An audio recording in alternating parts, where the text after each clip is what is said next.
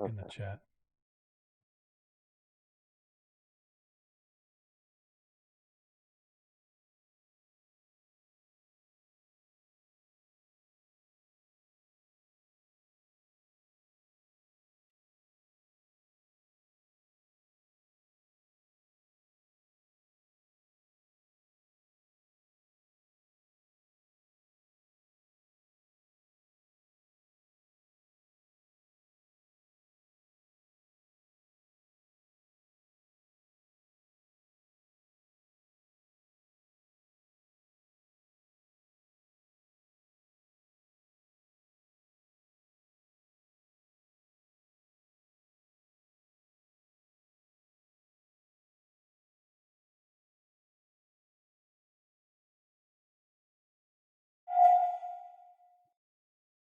Value or flavor? Price or taste? Why choose when you can get both with everyday deals at Sunny's? Right now, you can get the pork big deal for 10, the pork and rib combo Hello there, whoever for that is. 12, and all you can eat Hello ribs there, for just whoever that is. $19.99. Yep, you heard right. All your favorites are now available all day, every day. And that's why it's always Sunny's here. Sunny's Barbecue. It is he who Pitmaster shall since remain 68. nameless. Welcome back. How was your week? Tiresome. Oof. All my military buddies are arguing with me. Well, they're not arguing with me, they're venting their frustrations. What for? I'd rather not talk about it. Understandable.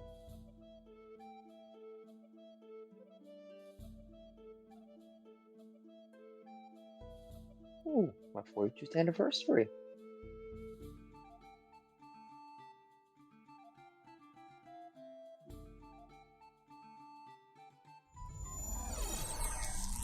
It's your what? Your anniversary? Almost 4 full years of online We're married? gaming. Oh, No, no, no, no. I mean, I kinda. If I've been playing the same game for 4 years, that's kind of like a marriage. The amount of housekeeping you have to do. just don't marry it.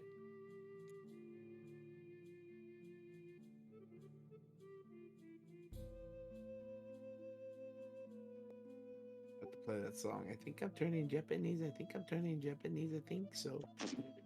What? Because, a lot of Japanese people marry their games Oh. or their fictional Hobby of some partner. kind. Yeah. Well, not a lot. They just like one or two. One is too many. You realize it's a fictional Yes. character, right? One may be too many, Mr. Lego Man. Right. But I don't marry my Legos. Are you sure about that? Yes, 100%.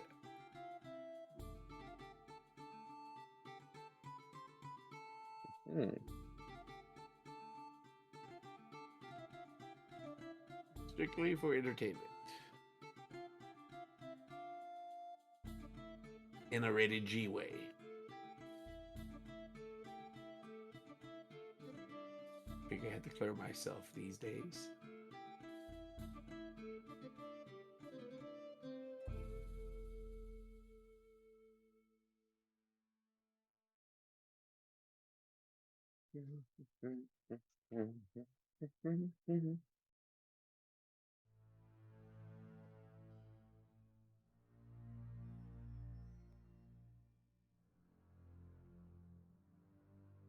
That's a little loose. Maybe I can make this work.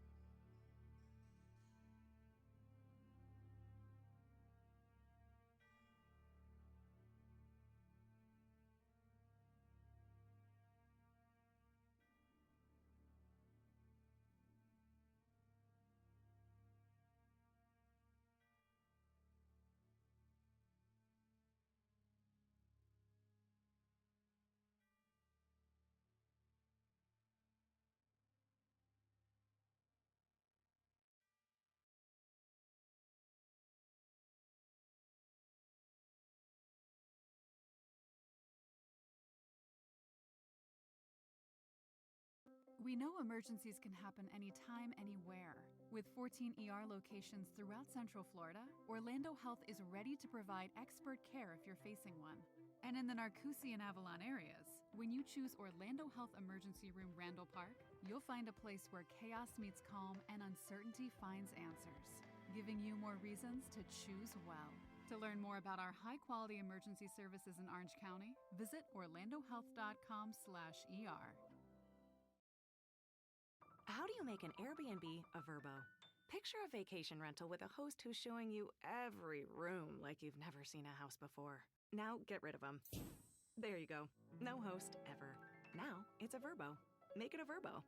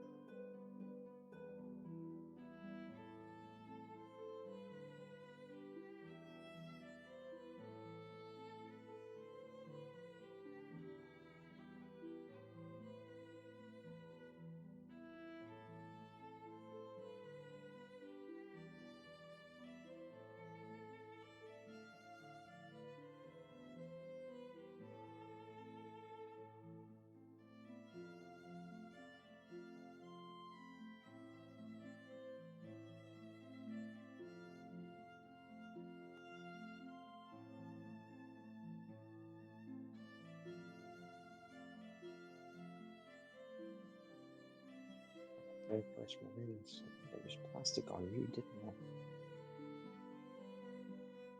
Oh, that's gotta suck. Yeah, you're stuck on there. You ain't coming off.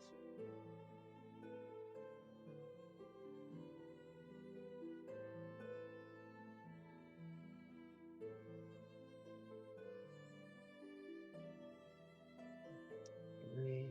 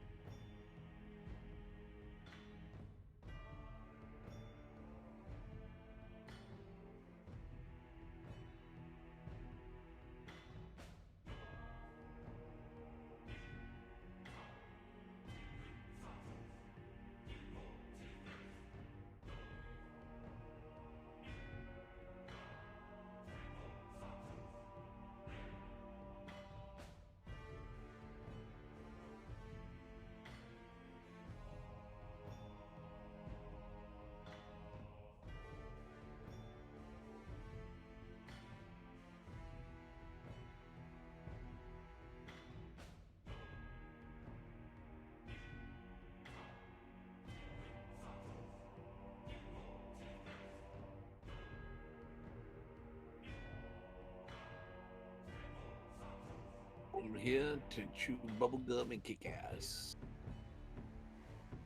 And I'm all out of ass.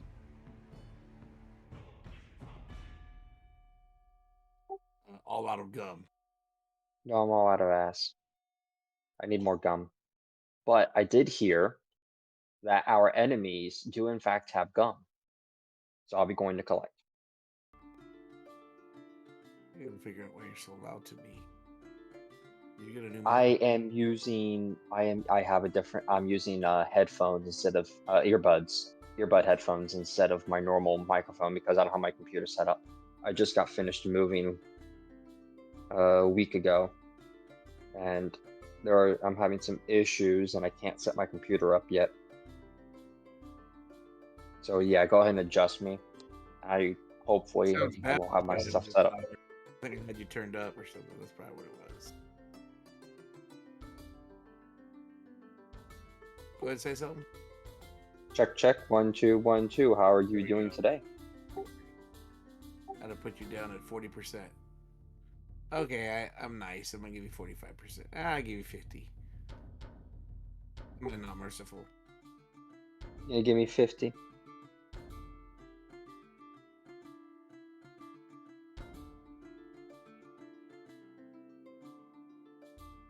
Well, I appreciate the generous.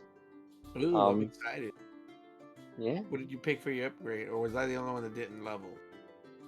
Oh, we all leveled. Okay, so I leveled, and I picked Ritual as my perk. And it said I was supposed to get all these spells, but I didn't get them on my thing. Yeah. So the text reads differently for Ritual. Used to be really freaking broken. That before the 2024 update, so they changed it. I think you're supposed to pick the spells or Yeah, pick I the did, class. but it didn't Okay. put them on my. I guess it has to be done because I picked wizard spells because that was one of my options. So I picked familiar, so I'll get a familiar just like you. I picked identify. I picked spells I didn't have Yeah. that will be useful.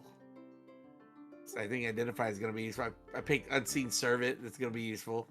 Yeah. All those are very good spells. Yes. I picked the little disc where it can fly me. I have a goat in a Pathfinder game. She's always over encumbered because her strength isn't great. Now that she turned from a witch, which is essentially a warlock in Pathfinder, to a cleric. So she's now allowed to use use armor because Pathfinder has spell failure. Well, at least with arcane casting. Divine casting doesn't have it, but she also has proficiency in armor now too, so she can wear the armor. Is the biggest point here. And but she's too damn fat to walk because of all the weight on her. She's not carrying a lot. She just doesn't have high enough strength. So, I made the disc. Oh yeah, she's big bone. She's a goat. She rides around on this disc. Just rides around on it. Something's disc, Tanner's disc or something. I think it's Tensor's floating disc. Yeah, that thing. Got a weight of 500 pounds, so. Yep. So she can just, she just sits on it cross-legged and rides it around. Like that's her mount in combat and everything. She just rides it around. You can see, I see it coming like close frame and far frame in the camera, and just her being lazy, going. Kind of like half asleep. The best part. We've already made a bunch of Tony Hawk Pro Skater jokes with it. In fact, one of the pictures I have of her is doing a what's the one where you grab the front of the board while you're ollieing? It is an ollie, the one where you grab the front of the board. Yeah. I have a picture of her ollieing with the fucking disc.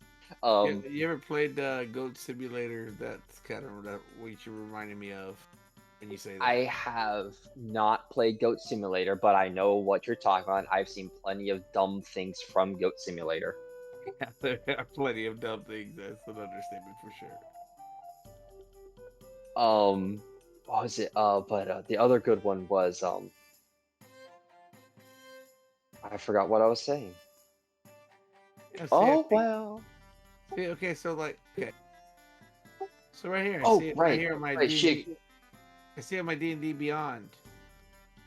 These are Yeah. the spells. Your wisdom increased by 1, and these spells are gained by 1 feature. And these spells are used using my wisdom instead of like intelligence. And I Mhm. picked alarm, unseen servant, find familiar, identify, comprehend languages, and tensor's floating disk. But they don't appear on any of my spell lists. Go to your spell list and see if you have new spells to learn. No, I even went to manage spells.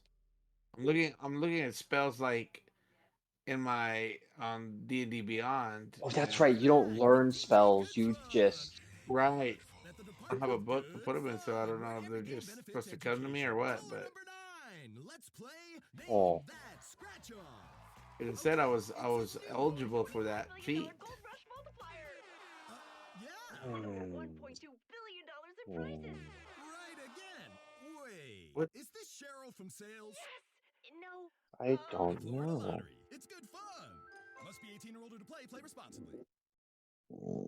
You you got no options under add spells, right?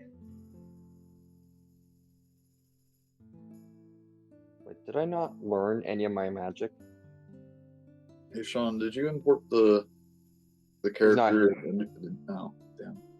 I don't think you imported Ragnar yet. Ah, Huh? I never copied my magic over. I forgot about. Okay, I know I had Firebolt. Um, cantrips. Firebolt. What else did I have? How many cantrips do I get? I get 2 cantrips. Booming Blade was the other one I had. Yep. Okay. Second level spells.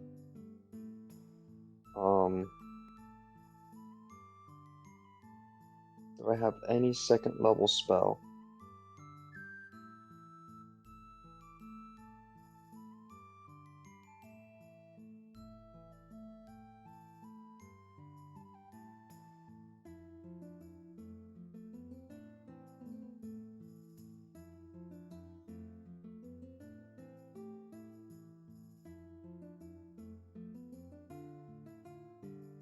Second level spells.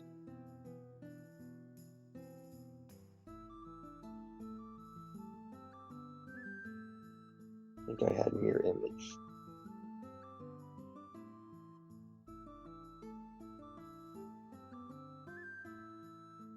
Absorb Elements. Find Familiar. Magic Missile. Shield. I have one more spell left. What was the last spell?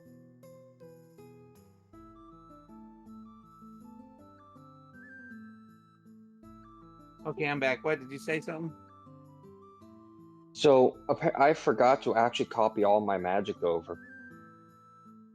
So I'm I don't trying to know remember what spells I had.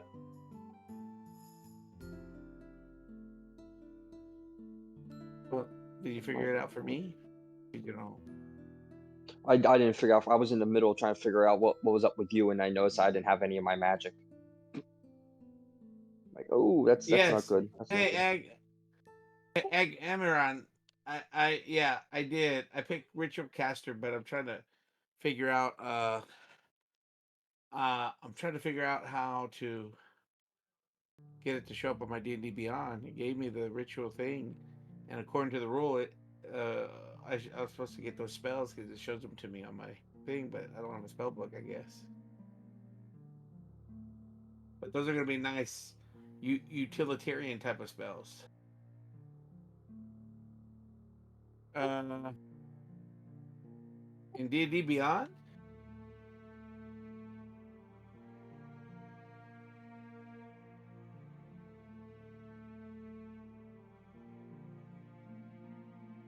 Maybe.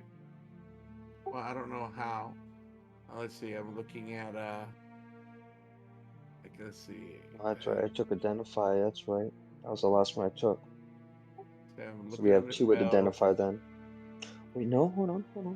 I have that. It's recorded. It's recorded. Extra note. Back. Feature trait. Inventory. Let's see. Feature traits. Feats. Manage feats. It says I have ritual. Choose 3 spells and 1 spell from each ritual tag. I did that already. It shows me here.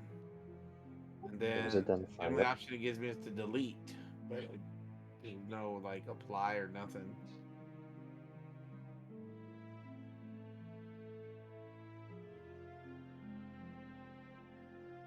Yeah, I picked Unseen Servant too, so those are gonna they're gonna come in. They're gonna be very useful.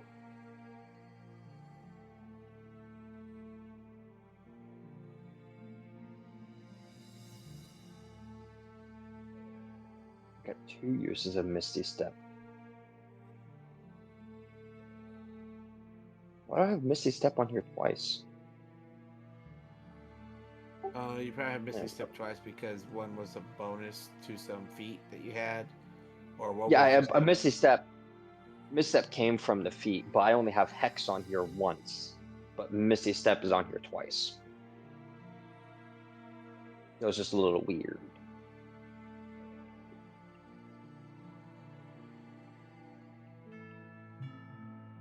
I'm trying. You're good. You're good. Hello? Where's Spartan? Don't worry. While you're What's- doing that, we're trying to figure out why Tariq is here and getting his feet magic. It's in You're, it's in D&D Beyond.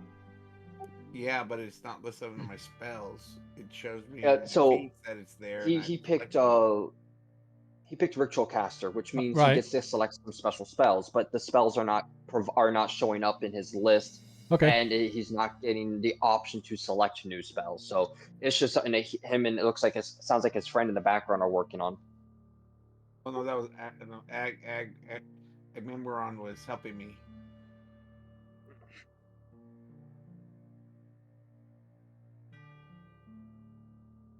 There's something I'm supposed to do on D&D Beyond, but it doesn't give me an option to apply. Just All right. Let me go out to. All right. So I've got Tariqus's sheet open. yeah, if you look under features and traits and then feats, you'll see that I picked the ritual, and you'll see at the bottom that I picked the 1, 2, 3, 4, 5, 6, 7 ritual spells that I was allotted. It doesn't show any of the spells that you chose underneath there. Maybe it's underneath spells itself.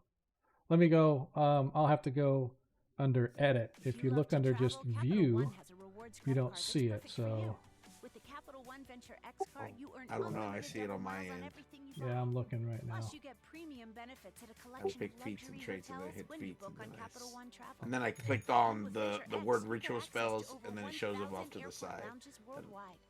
Yeah, Open I'm up the world of that travel I selected. possibilities with the Capital One Venture checking X your card. sheet. What's in your wallet? Terms Class. apply. Lounge access is subject to change. Uh, See CapitalOne.com for details. Where did you do select know that that- at? It was right there, and I selected The it when I leveled my guy.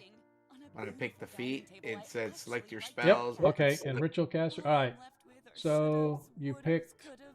Wisdom for my. That's what it's going to apply to instead of whatever they normally apply to. So how did you end up with getting 1, 2, 3, 4, 5, 6 spells? It gives because of the way the feat works. You get Yeah. 6 spells? Yeah. So you get spells at certain milestones, but because he's level 8, he gets that many spells because those are the spells he Okay. would get with all the milestones Okay. counted for. That's fair. Yep. All right. So I think you see- get like 3 at the beginning and a couple more as you level up. And Yeah. yeah. All right. So let me look here. Okay, It could quite possibly be that the D&D Beyond importer doesn't work yet for the new stuff. Well, this isn't on this isn't about the import even. This this is purely on Beyond itself, right? No, Tarikas? Oh, it doesn't show on Beyond either. Like when I go my spells, it doesn't show. Yeah. Yeah, like the Beyond is straight up not giving him no spells. Which, if Beyond's not giving him no spells, they would never import anyway. yeah, it's Maybe I don't interesting. for that feat, so I don't know. Yep. So, yeah, I see the feat you took, but yeah, definitely hasn't given you the spells. I wonder if Hey, there's that's it, like on my Beyond, it actually gives me 2 instances of Misty Step and 1 instance of Hex within my own spell sheet, yeah. which is a bit weird because that's not how that's supposed to work, but it does still give me those. And I did have to go through and reselect it, which also I apologize if I did pick a spell I didn't have already. I had to redo my spells and I forgot to actually redo them the first time around. So I'm hoping I got them all the same. So I think I see here. Yeah, so you get 4. So I'm looking, according to this, it says for Ritual Caster, you get one spell equal to your proficiency bonus that have the ritual tag. You always have them prepared, blah, blah, blah. Whenever your proficiency bonus increases thereafter, you can add an additional 1. So I don't know why it allowed him to get 6, because his proficiency bonus is only +3. He should only have 3 spells. So Is there a modifier to that gives him a bonus? Nope. All it said when I just read it, it says, and I quote, increase your wisdom or charisma by 1 to a maximum of 20. Choose a number of level 1 spells equal to your proficiency bonus that have the ritual tag. You always have those spells prepared and you can cast them with any spell slots you have. The spell casting ability is whatever is increased by this feat. Whenever your proficiency bonus increases thereafter, you can add an additional level 1 spell with the ritual tag. So right now you should only have, your proficiency bonus is a +3. You should only have 3 spells. Tarikas, go into your edit, double check to see if you have the 2014 version or the 2024 version. It's I think it's a 20. It should be the 2024 because. Yeah, because I double checked it on. Huh? You have to go into the edit itself to go through where you select your feats at. Yeah, it's set up for expanded rules. No homebrew. Yeah, it should be right. I'm not going to worry about it right now. The guy's getting ready to walk out the door, so I'm going to go say goodbye and then we can get started. All right. So give me a couple minutes. Yep. Yeah, the only other thing I can think of is that you just have the 2014 version on there. Well, even so, it should have. I mean, it gave me the option to pick them. If it doesn't give you can't have them, it wouldn't give you the option to pick them. Is what I'm saying. Well, yeah, well, I mean, it's 2014 you version. have You a can get a lot modifier, more. and I think the rule is that the modifier for the new version, you add the modifier like you were saying, because that's how I get 7. That's why it gave me 7 to pick from. It's not like I picked 7. Yeah, I know you were picking the options here because that's how that stuff works. Yeah, let me poke around here real quick. It wouldn't let me go forward just by picking 1 or none. Pardon me. What was my last feat? Mage Slayer. Okay, I can come back to that.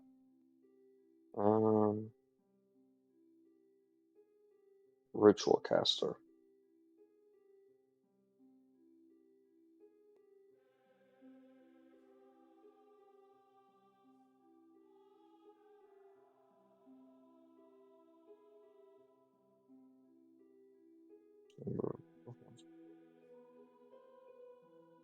Actually, I'm gonna type in Ritual Catcher Feet. Okay. Yeah, no, he's right. He's right. You should only have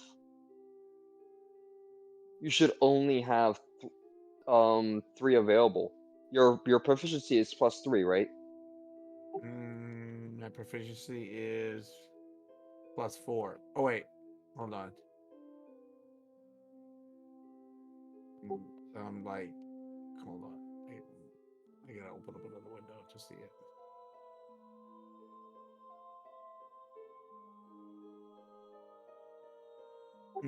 Let's see.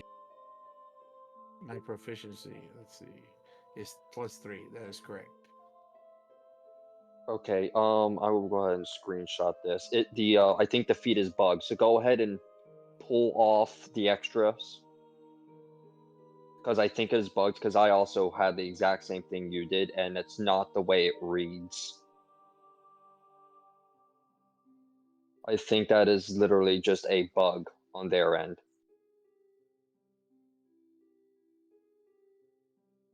So, let me here.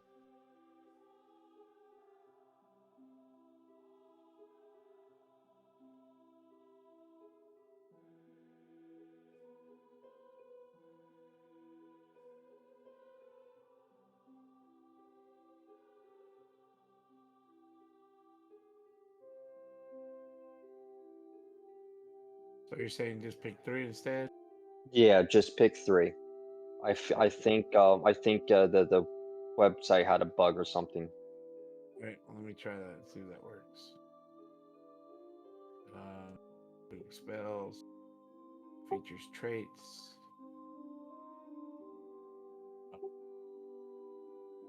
Feats, ritual spells. So pick 3. Let's do this. I don't need that. 1.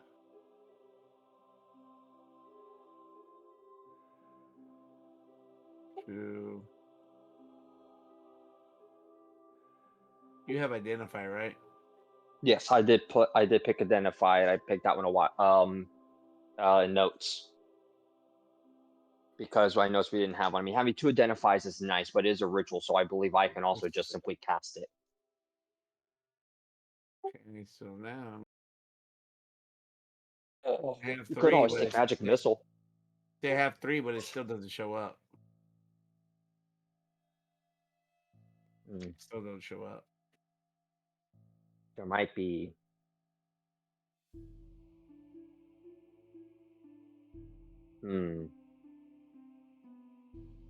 Yeah, that is weird as shit.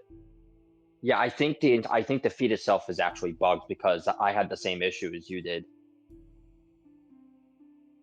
Of all the options showing up.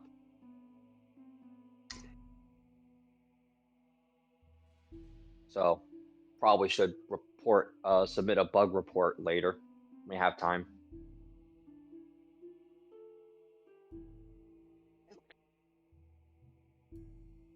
Oh. Oh, pardon me. Sorry about that. Okay. Yeah.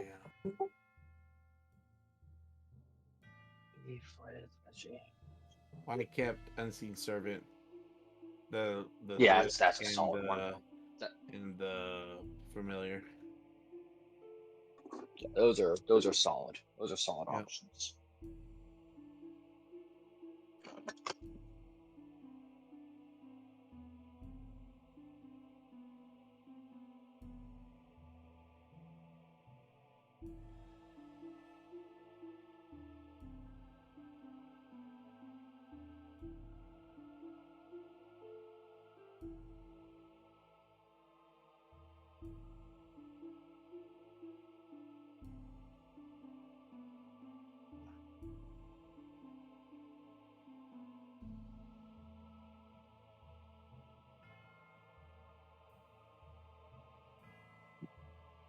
Fill that up. All right, finally. Welcome back. So it looks like the feed is bugged. Okay. Because when I went to go look at it, I had the exact same 6 options pop up, and it's just not showing up for him. So we're pretty sure that the feed itself is bugged. We'll have to report it. I guess in this case, just we'll say what he wants. He has find. What was it? Find familiar. What else? Unseen Servant and none of those three he actually needs to like physically cast. There's no saving throws that need to be made with those. So just yeah. So yeah, we'll just I guess the best we can do is just hand wave it until it gets fixed on the on's end.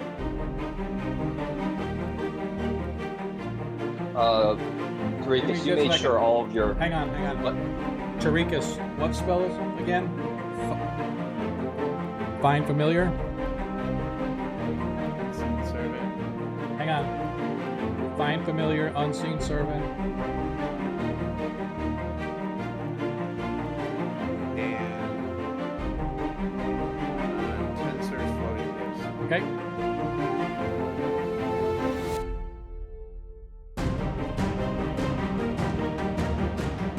Very fun spells.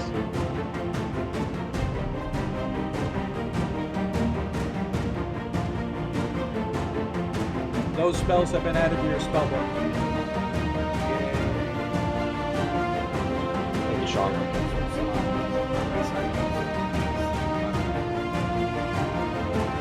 Yep.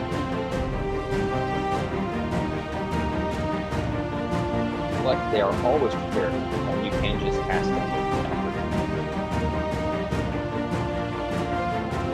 But the more important thing is they don't take up a preparation slot.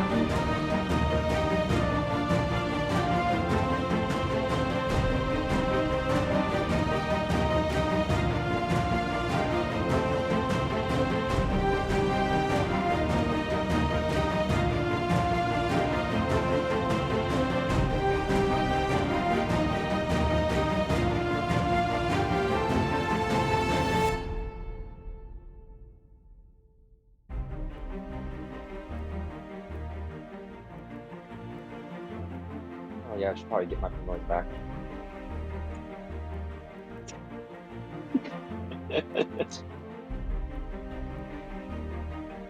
I'm so glad that Raldo has a friend again.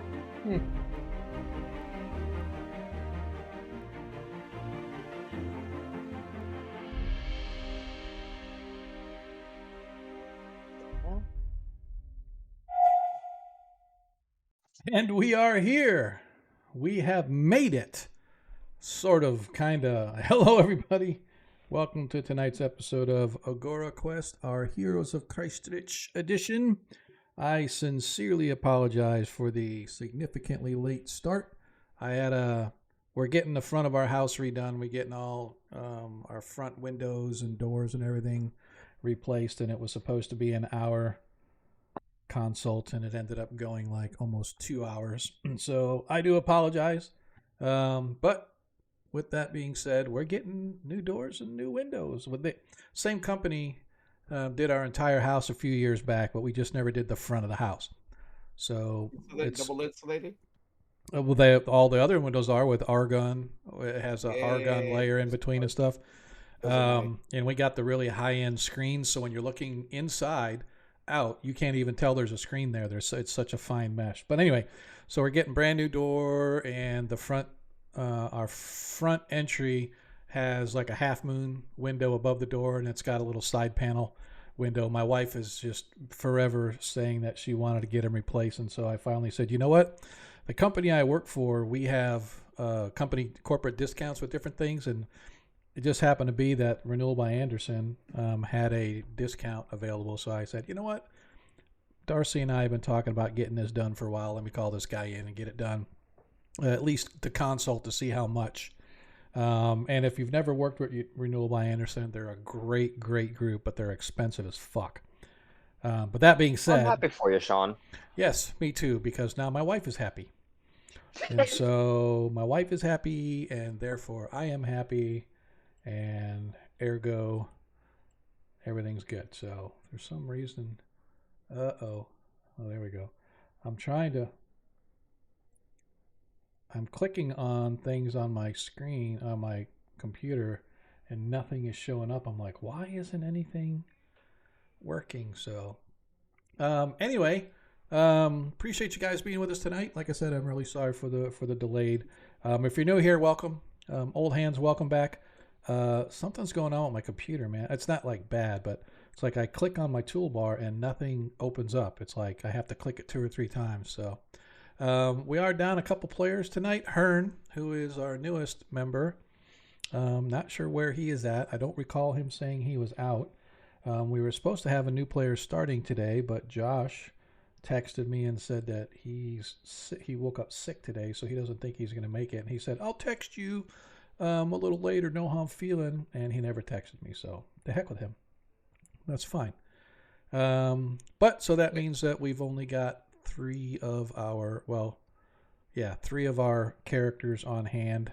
And I'll just NPC the others as necessary. This is probably going to be a relatively light session as we kind of get back into the swing of things to find out where we left off and what's going on. But before all of that, don't forget, as you're watching the stream, you earn tokens, and you can trade those tokens in for Nat 1s and Nat 20s. Drop them on your favorite player and or Humble DM, because I would never take away the joy that you feel for donating to me those Nat 1s and Nat 20s. But make sure you get them in early so the players have the entire stream with which to use them. But if you'd like to help support the stream, don't forget that for every 200 bits that you cheer, you can grant advantage to the player or, as I said, your Humble DM as you see fit. Currently, as things stand, by the way, I did carry over, even though I don't normally, I did carry over the Nat 1s and Nat 20s from the previous stream because they didn't get a chance to use them. It came in so late. So as of right now, Tarikas has a Nat 20, and I, as your Humble DM, have a Nat 1. So those are the only ones that have any. But with regards to advantage, Tarikas has 2 advantages, and I, your Humble DM, have 2 advantages as well. Nobody else has any available. If you follow the stream, or well, I guess if you've seen the game previously, our former player Ethan is no longer with us, but that's okay, because like I said, we're getting a new player coming in. What happened to you? Did he die? No, so essentially,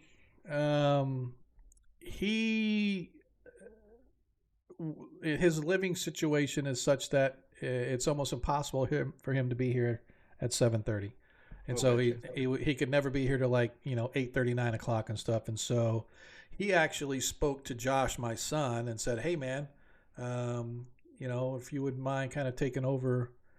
Bring a character in, because Josh has been asking to join the game. He wants to get into another D&D game with me. And so they just kind of work something out. I don't know if Josh is leaving a game and Ethan is taking that one over or whatever. But bottom line is Ethan could no longer commit to our game. Therefore, he bowed out.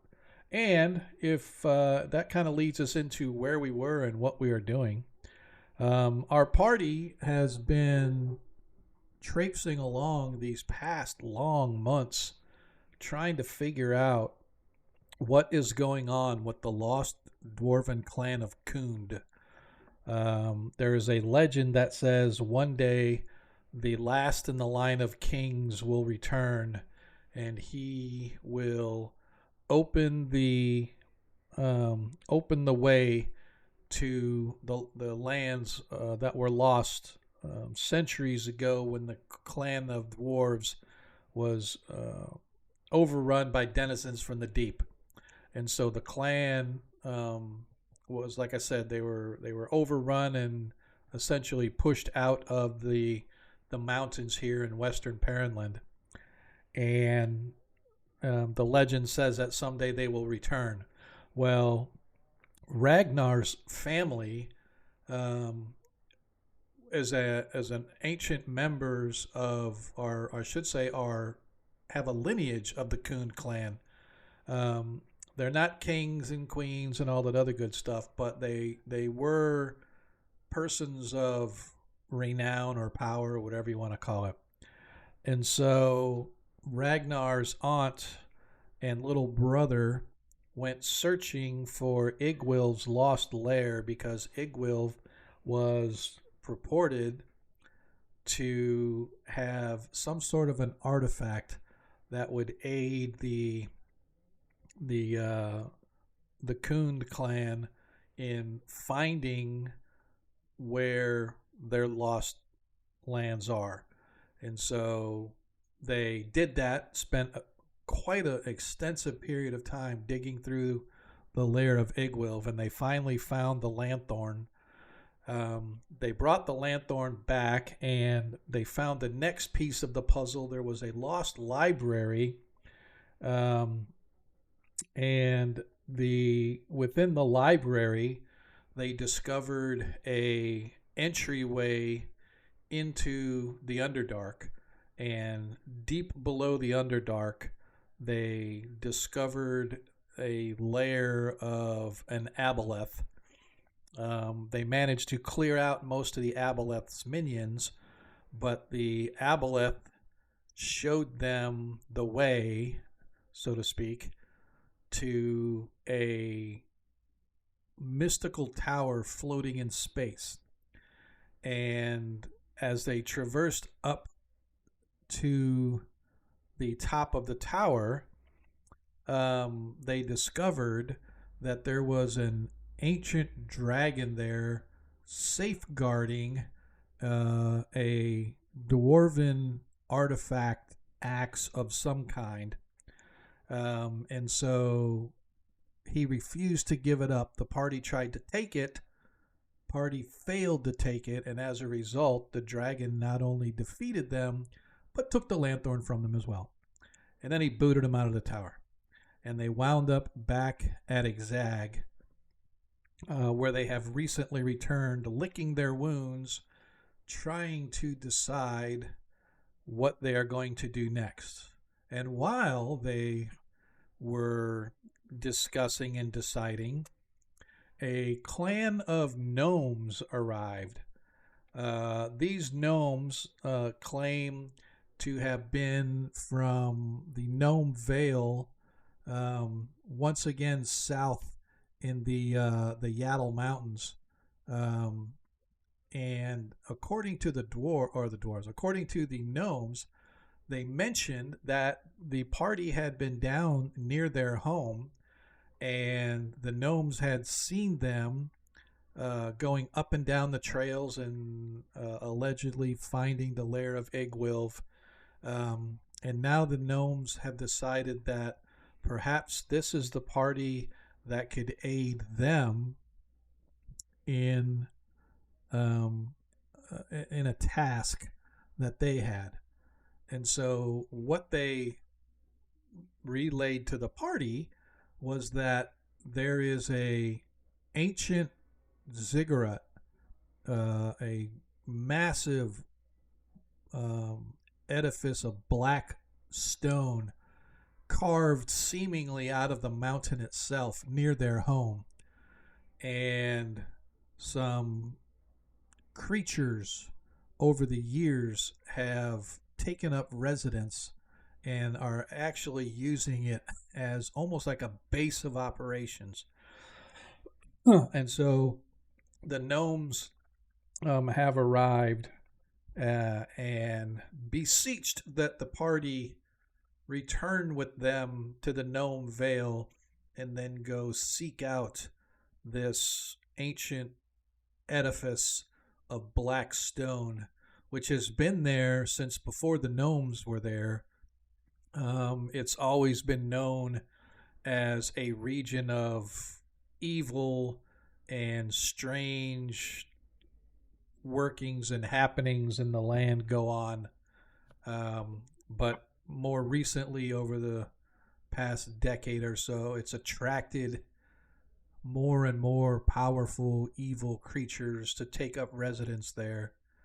And so the gnomes have asked the party to come help them. And so that was where we essentially left off our last game. And so anybody have any questions or anything that you may want answered party-wise. Anybody? Okay, yes. Two things. Did everybody collect their payments from the loop channel? So let's do the little bit of housekeeping. Let me check the loot channel. It's interesting that it's not. There we go. Where's the loot channel? Because So I edited the comment to be updated with the total amount that everyone is supposed to receive individually. so everybody should have 148 gold. Um, do. Well, I know I didn't do anything, so. Oh, so what's that? I mean, I haven't been here like the last one. It's been like 2 months, I think. Yeah, it's been a while. All right, so if we take a look at the characters, let's start with Corvin. And I will look at, and you tell me what everybody should have. Jacob, let me know. Is this the one you had here where it was 148 gold? Yeah. No, there's. Are you sure? Because that was like back in July. So, yes, I altered this because this is all the stuff that we got. This is all the other stuff that we got. There was another, or was it higher up? Okay, it was already split up and put out, I believe. Because I did tag it. Okay, yeah, I found it. Let me ping it again. This one. Sorry, I was looking at the wrong one. That's good. So tell me that one. That one. It should be having 10,000 gold. Doesn't yeah, sound everybody good. gets 1,057 platinum. Yeah. All right. I went up, I added it all up, and then I pretty much folded it all into platinum. Okay. Because of how much it was. Yep, there was a lot. Yeah. Well, not only that, I didn't get any of these scrolls or nothing from back in 15 silver. This is including March all of the last year. loot. Yeah, this is including all of the total gold count of all the sold loot that Paviscro had on him. This is our share of that cut. We were handed this upon returning to Exag by the dwarves. Yep. So go ahead and... So that's why there's so much in there. All right, so I am just going to... I'm updating Ragnar. Well, Ragnar, you can update yours.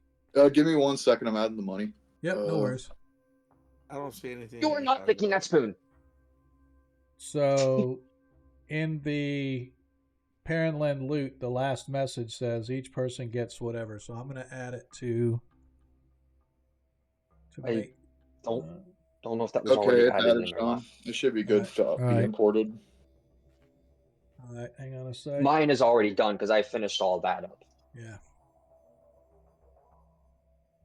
All right, and 7 copper. All right, so I just added the money to Tarikas's.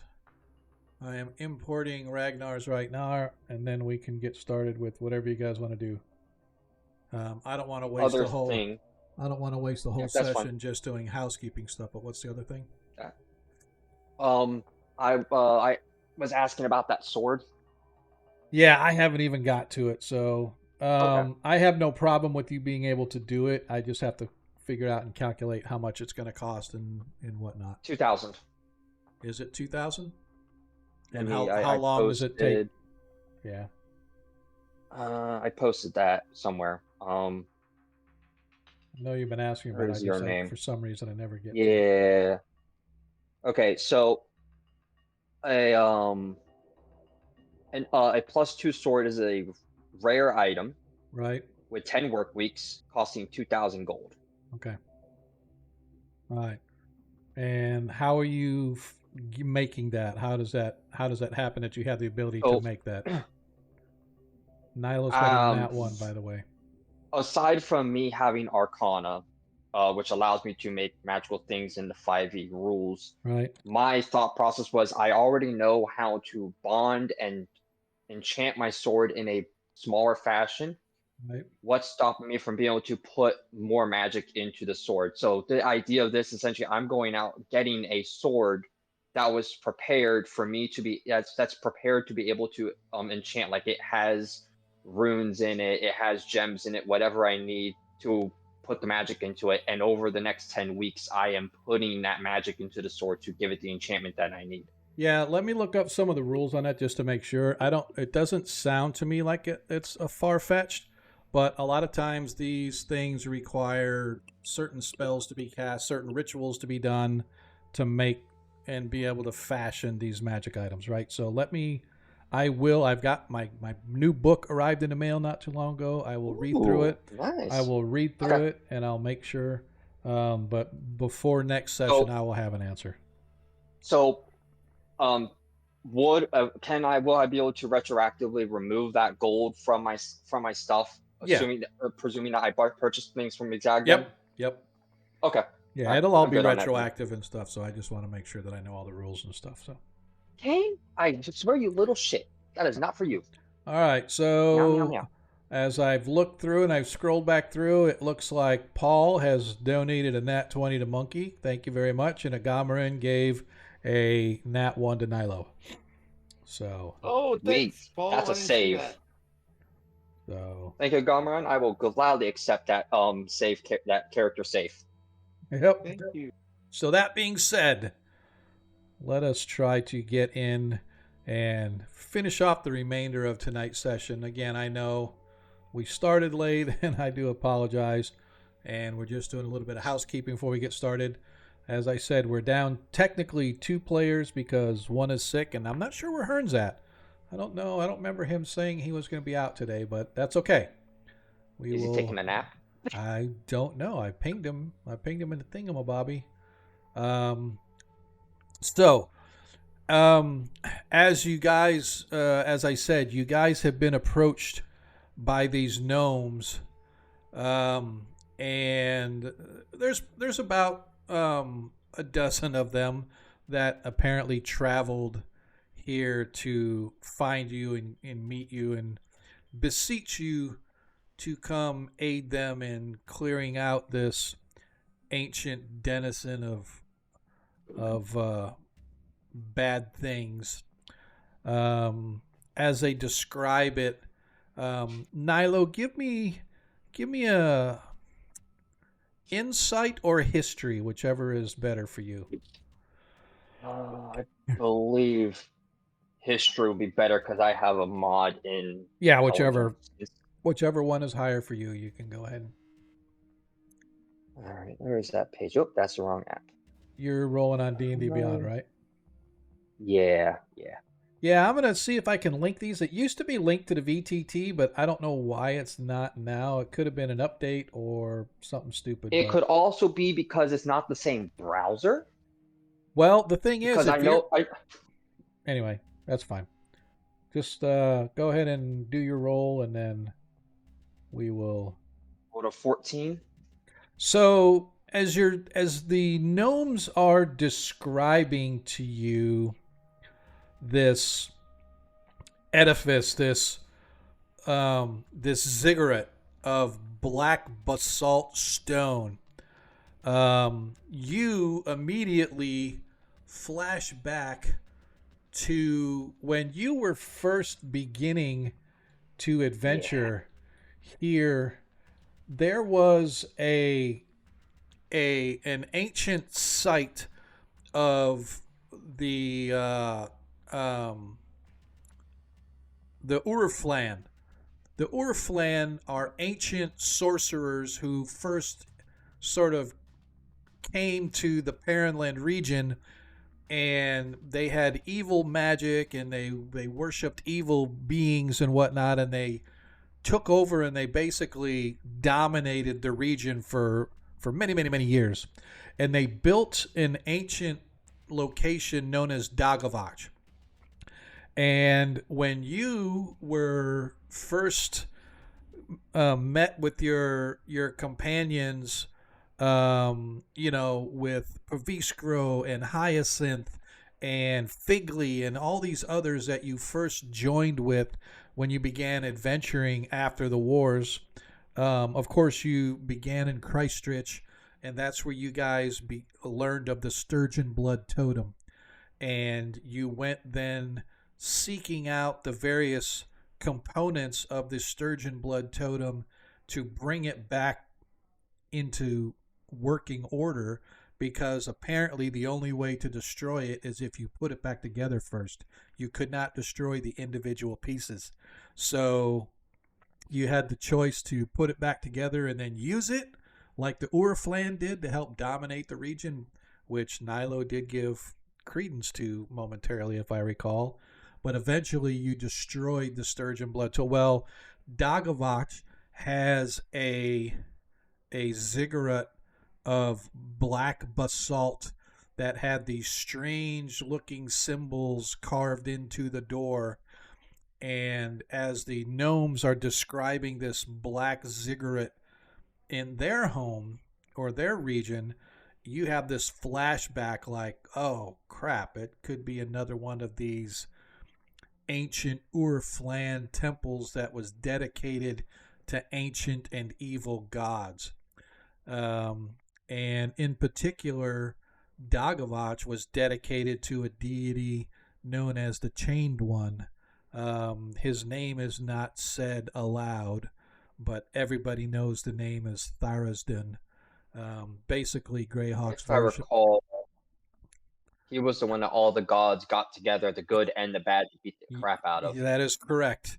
And Dagavach, you guys saw remnants of those that worshipped and lived there. And so as the gnomes are speaking, you are sort of having these flashbacks, like as they're describing this pyramid-like structure built into the rock of the mountains, but it's like this blacker than black stone that doesn't reflect light, and it's almost like a void of light as you're looking at it. That's how strange and ominous it is. But anyway, you sort of have flashbacks to a few years ago when you and your companions went to Dagavach seeking out pieces of the Sturgeon Blood Totem. In fact, I think you found a piece there, and you managed to escape a rather unhappy Hydra as you guys were running across a bridge in the middle of the temple. But anyway, that is for those that want to go watch old VODs. But the gnomes have arrived, beseeching you to come aid them. If you would, that would be great.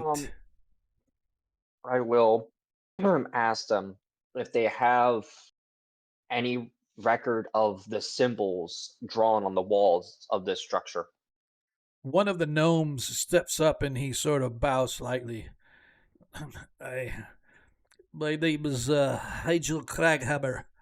I have studied this place as much as anybody, and I have never seen or gotten close enough to see if there are any symbols, but there are those that say there is a strange spiraling symbol as one on one of the doors that used to exist into this place. I'm not sure if there's still doors or not, or they just stand open, or if they are broken beyond repair, but the legend says that at least one of these symbols was a strange spiral circle-y thingy that was a ward to protect or ward people to stay away. Yep, that's the symbol I was hoping not to hear. Very well. Here we go again. What do you mean, Nilo? The spiral symbol is the among historians the commonly recognized symbol of the Chained One. And So that means what? For those not religiously inclined, or those who just were never taught due to the nature of this, all of the gods, the good, the bad, and the middle, got together to beat the crap out of this one because it became a problem. And then they chained him. But there are some stupid idiots who think it's a great idea to worship him and bring him back. In fact, Oh, in fact, that is where we're going. In fact, there are those that say that the magic, the forces that hold him at bay, are slowly eroding over the time, and that if something is not done, that eventually he will break his chains. He is known as Entropy to some of my wizard colleagues.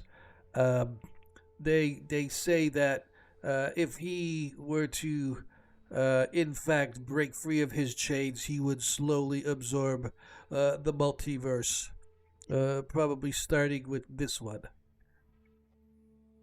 That is a possibility. Yeah. Okay. Well, even if we weren't being rewarded, we probably would have gone. Anyway,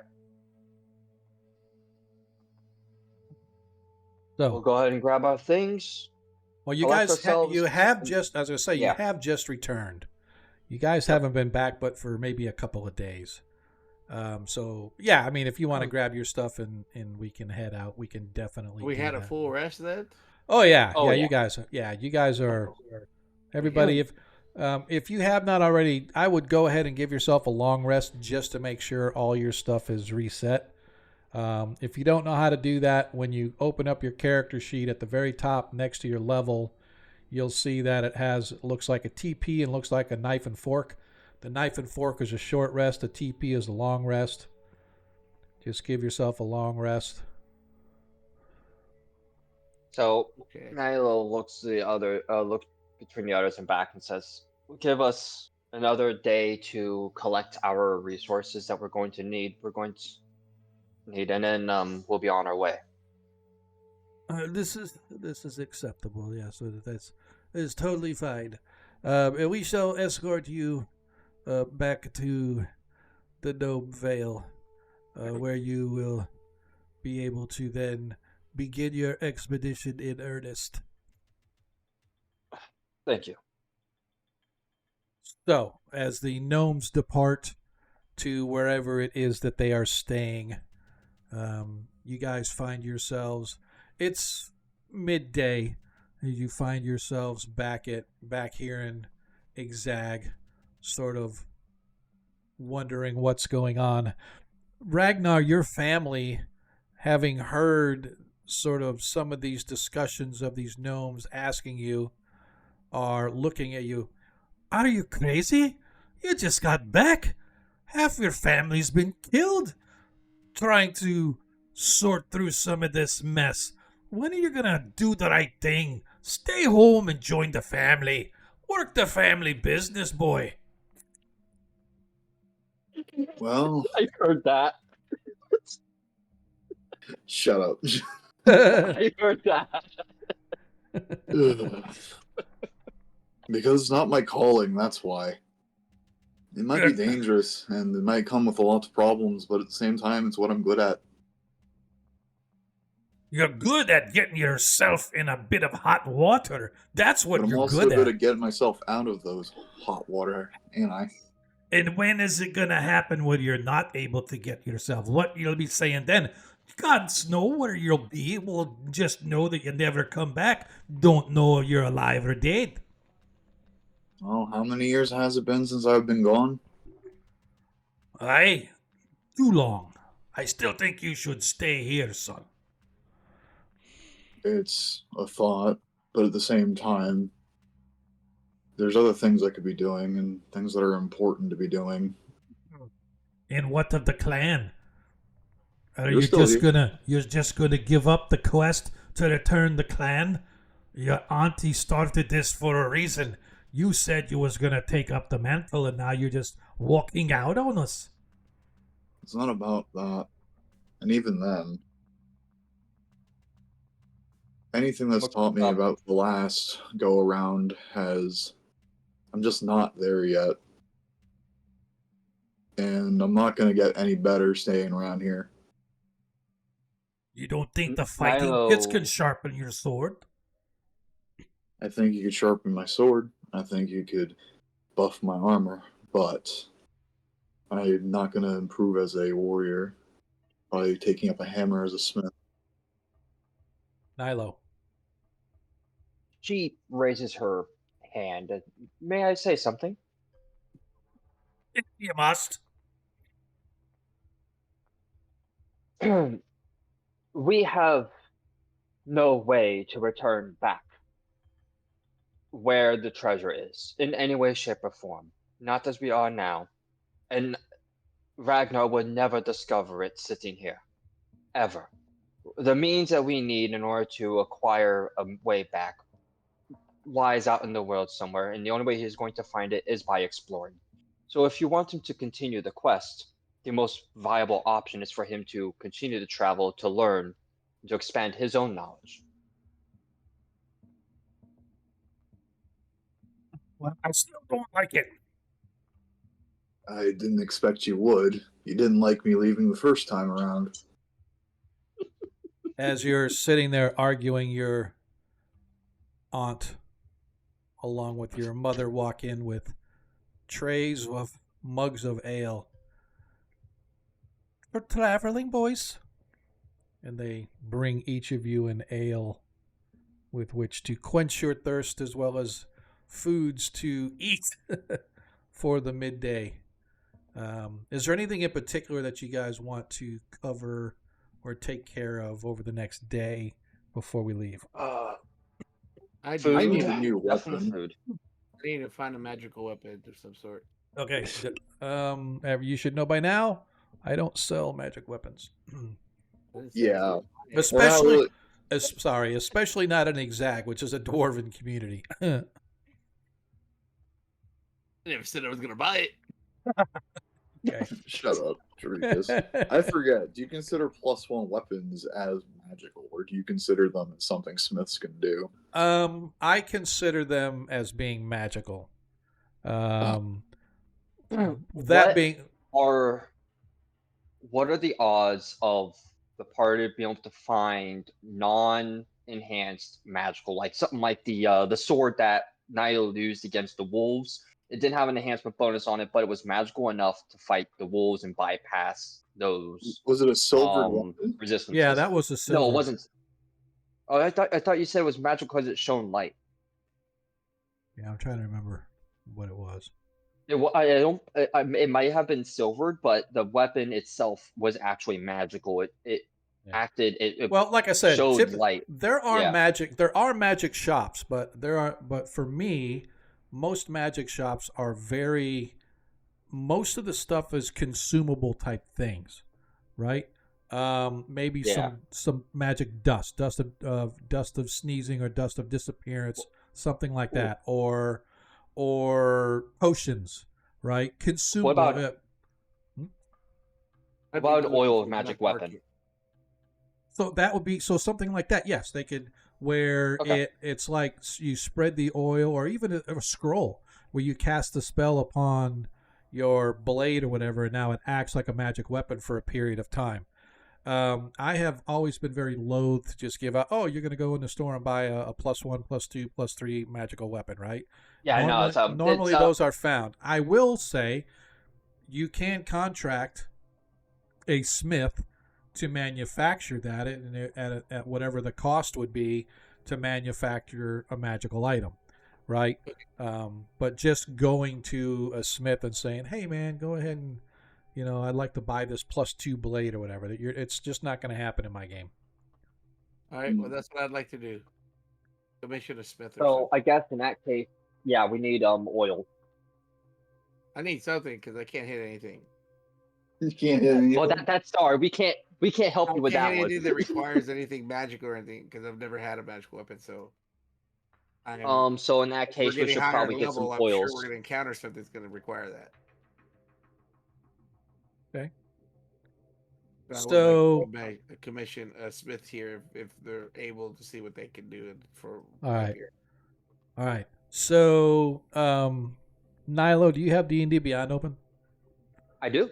So find me the cost on what a magical, like a +1 would be, because +1 should be like uncommon, I think. That is actually in our PMs. Okay, so wherever it's at, find that for me if you would. Yeah. So an uncommon weapon, which would be like a +1, is a D6 times 100 gold. Okay. All right. Yep. Yeah, they don't So give us actual prices. They yeah. do that. Yep, that's fine. All right. So Tarikas. Hold on. For making an uncommon weapon, making an uncommon item is 2 weeks and 200 gold. Okay. So Tarikas, it's going to cost you. It's going to be a 2-week time period, and it's going to be a total of 300 gold to make you a +1 weapon. But it's going to be 2 weeks of manufacture and Perfect. smithy time. That's perfect. So We're playing 2 weeks, right? So 2 weeks of game time, not 2 weeks of real time. Oh. So right now it is the 26th day of Harvester. And so let me see, where is this? That's on Water Day, so 26th. There's one. Are you okay? So Since I've never on done the this, on the 5th day of Patch Wall, that's 2 weeks. On the 5th day of Patch Wall, it'll be done. But the cost is going to have to be paid up front. okay, so before I do this, because I don't know, and I know anything can happen. I mean, I don't want to pay and then not be able to come back and just lose out on the money. What is the likelihood of me being able to come back, do you think? Although we can't predict what's going to happen in the future. Oh yeah, Yeah. it's. I mean, I have no doubt you guys can come back here. Okay. No doubt at all. What Because about this is Ragnar's bolts and home. arrows? Huh? Bolts and arrows. Are we allowed? Are magical bolts and arrows available for purchase? Again, I don't have anything like that that's normally allowed. Because those are consumable. That's why I was asking. Hey, yeah. Technically though, they're not consumable because they can be regathered, like 50%. So, but you know what? I am going to, just because I'm going to be nice and because it's been so long, I am going to say that yes, there is a quiver of +1 arrows or bolts, depending upon what you want, available. 50 gold pieces per item. Thanks, Agora. Appreciate it, brother. I got advantage. But I can't get anything to open. What is going on, man? It's like I click on my toolbar, and you know how you click it and it opens up on your screen? Nothing's happening. I have to like click 3 or 4 times before it finally opens. But I have another advantage. Thank you, kind sir. And definitely thanks for the support. You made them man. all happy. Yipper. Yeah, and because a happy DM is a good DM. That's right, and because of that. So anyway, 50 gold per. You just tell me how many you want, and I will add them to your sheet. If you want. I'll take a full quiver of 20. 20? Okay. Yeah. Do-do. Was it 50 per arrow or 50 per quiver? 50 per arrow. 50 per arrow. Okay. In that case. So that'd be like 1,000. Yeah, is that 1,000? Yeah. I'll take 5 then. Okay. I'll take 5 then, and I'll use them as needed. And make a. Yeah. I'll handle all of the fine tuning and stuff. Nope. I just dropped it on your thing, and you have 5 +1 arrows in your consumables list. Thank you. All right, and then just take off the 250 gold. All right, anybody else? Anything before we get going? I'd probably want to put it in a commission as well. Okay. Commission for? A +1 mall. All right. Let me roll D6. I don't have enough for my heavy hitting to actually bypass a lot of the. It is going to be 600 gold or your +1 maul? I can do that. So just go ahead and detract your money, and then once again on the 5th day of Patch Wall. You guys are leaving just before the festival. There's a festival here? And use magic weapon. Oil or magic weapon. That's what, level 1 spell or level 2 spell? Magic weapon is a level 1 spell thing. Yeah. So sorry. Yeah, I'd be looking at maybe two oils. Maybe no, I'll get an oil for each party. I don't know why you're saying. I've never heard of oil of magic weapon. I've just heard of the spell magic weapon. He's thinking of a potion, probably. Some games split them up between things you can drink and things you put on stuff. The things you put on stuff are called oils. The things you drink are called potions. I don't know. I don't know if it's an actual item, but you can make potions of healing here and potions of this, potions of that. I don't see why you couldn't make get a potion of sharpness is what he's talking about. That's what I'm thinking. It would essentially make the weapon magical, or at least bypass magical resistances. Yeah. So oil of sharpness is. Oh, okay. So that is an item. Yeah, oil of sharpness is an item. That turns it into for an hour. It turns it into a +3 weapon. But that's a very rare and costs 3,000 gold. Yeah, I was thinking more +1, or like magical enough to. Yeah, there's a scroll. There's a scroll called Magic Weapon. Let me see if I can find it. I think that's the idea was that's a 2nd level magic. So you touch a non-magical weapon until the spell ends. The weapon becomes a +1 attack and damage roll. And so that is a 2nd level spell. So that would be 200 gold for that spell.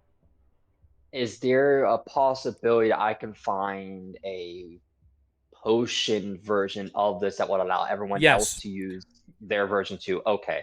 Yeah, I will allow this particular effect to be manufactured via essentially a potion version of the spell. Is that gonna would that mark up the price any? Nope, 200 gold. Okay. Same yep, price. I'll get 1 for each party member. All right, so that's 1,200 gold. Oh, sorry, 1,000 gold. You only got 5 party members, not 6. Okay. So, I need to go to items. Where's my items inventory? All right. In the interim, as you work your way about town, taking care of your mundane business. What? Can I have a turn? What? I'm wanting to commission also and get some things. Yeah, no, you already said. You said you're going to get a +1 weapon, right? Well, yeah. I didn't know what total was the price I needed. Yeah, 300 gold. Okay, and so that's how much in platinum? That's 330 platinum? No, that's actually a platinum. Well, I forget now. In the new version, is it 10? I think it's still 5, isn't it? It should be 10. 10 gold is 1 platinum. Okay. All right. So the only one that's off is Electrum. Yeah, that's why no one uses it. Yeah. All right. So it's 30 platinum. Okay, and I'd also like to buy some bolts. Okay. How many bolts? I would like to buy 40. 40 bolts? Or 40, 40 bolts. Bolts or arrows? No bolts. Okay. I have a crossbow. Okay. Let me see here. So they're 20 apiece? They're 50 for a +1. 50. So 50, 20, that's 1,000. 50. 1,000. Yep, that's 1,000, which is 100 platinum. Okay. All right, I am putting, and you said you wanted 50 of them, right? Or did you say 50? 40. Oh, well, that's not 100, it's 80. So it's 90. All right, so 40 times 50 is 2,000, which is 200 gold instead of 100. So it's 200 gold.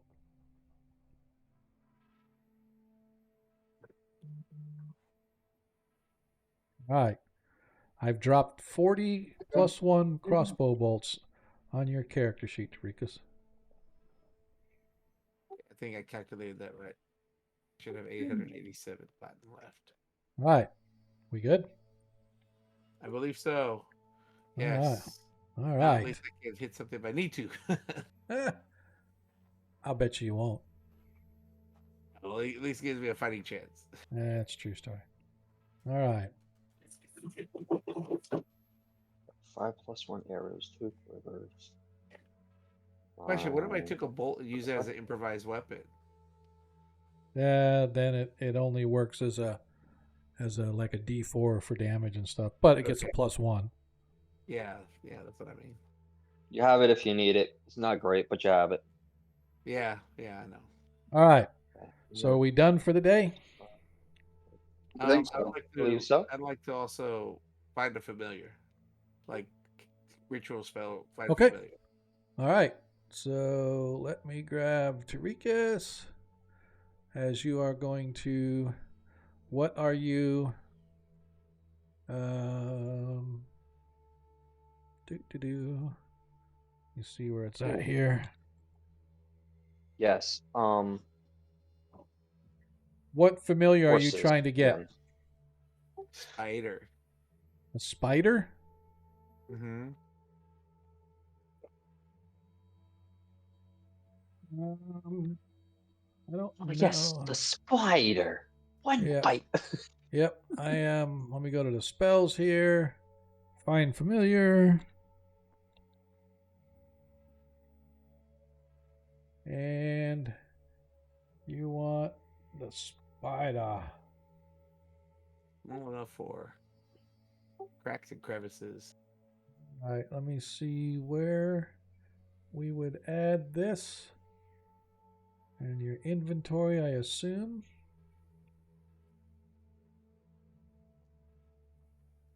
Oh, it's not letting me create the item. Where would I? How would I? I'm trying to think. You don't. For that, you need to go to features. No, extras. It'll be in Beyond. It'll be in extras. Oh, by the way. So I just want to let you know. Just sorry, I'm gonna have to fix this. If you look on Tarikas's character sheet, and if you go to the third one down, the features. Yeah, I saw that. It has cleric features, and then at the bottom it has other features.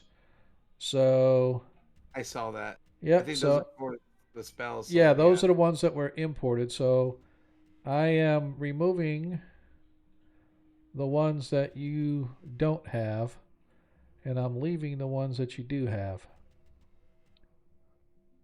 All right. So if you go into extras, there is an option where you can add a familiar to his character sheet. Is it on? It's on Beyond. Otherwise, in Forge, you're just going to have to make another familiar token. Yeah, that's. I mean, I was looking to see. Yeah, so you could just go on D&D Beyond, Tarikas. Okay. And add the spider to your sheet. I'll do that. And then whenever you import it, then we'll have it. I'm still probably going to end up making a token for them. So you'll have a spider token, but I just don't have one handy right now. Huh. Oh, I just noticed that Nilo's your bird's gone. Your Raldo's gone. Well, we got. I have my owl in here. We had to eat some. No, it's just that I don't have a token for him. Oh yeah, no, he fucking died. Yeah, I know, but I don't know why he's. Oh, it's because I created a new game and I never redid him. Okay, all right. Now we're done. Okay, so now we can finally, at long last, get this session underway. As the day passes and you guys all complete your tasks or whatever it is. Why is it? Man, this is like really, really bizarre. It's not letting me. Right. It's I need not another even. horse. It's not letting me start. Oh, because I'm an idiot. There we go. When, like, the game was paused. I'm like, why isn't it letting me do anything? Because the game's paused. So, the next day arrives as roughly 8 o'clock in the morning. You all gather on the 27th day of Harvester, Common Year 586, which is essentially about 2 years after the Greyhawk Wars have completed. You guys all gather at your home. The contingent of gnomes from the Gnome Vale have arrived. They all have their little ponies that they are riding, and they look to escort you all south. It will be about a 3-week trek before you actually get down there. As you recall, it is a rather long, boring journey that hopefully nothing goes sideways whilst you are moving your way south. Any last ditch things before we depart, Exag? Speak now, or forever hold your peace. I would like to use I will. Red Kill's horse. I will. I will remove the gold needed to replace my entire horse and the gear that was on the horse when the horse disappeared. Makes sense. So I already have it in my character sheet. Just replacing it. Okay. All right. I have a new PETA. Nice. All right. You guys PETA. mount your faithful steeds and begin the long trek. The first. What in the fucking hell? Dude, I'm telling you, man, it's like I'm clicking on this and nothing's happening. I'm like, what's going on? You guys begin to move your way to the east. You get yourself to Grafsbridge, where you immediately turn your way south. And just because I am a great DM, I am just going to 1, 2, 3, 4. Oops. Did it. Out of the spider. You got it? Did it all by myself. Did it all by yourself? All right. Great job. Nice job. So let's go to Tarikas and we will re-import him from D&D Beyond and let's see if it shows up. After several weeks, not several, but after many weeks, there's 1, 2, 3. And we are going to...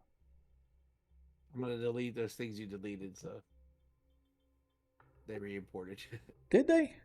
Yeah, I marked them again, so don't worry, I'll unmark Oh, them. Now I know okay. how it works. Now I know That's how fine. it works. I'm deleting them right now, though. Okay, that's fair.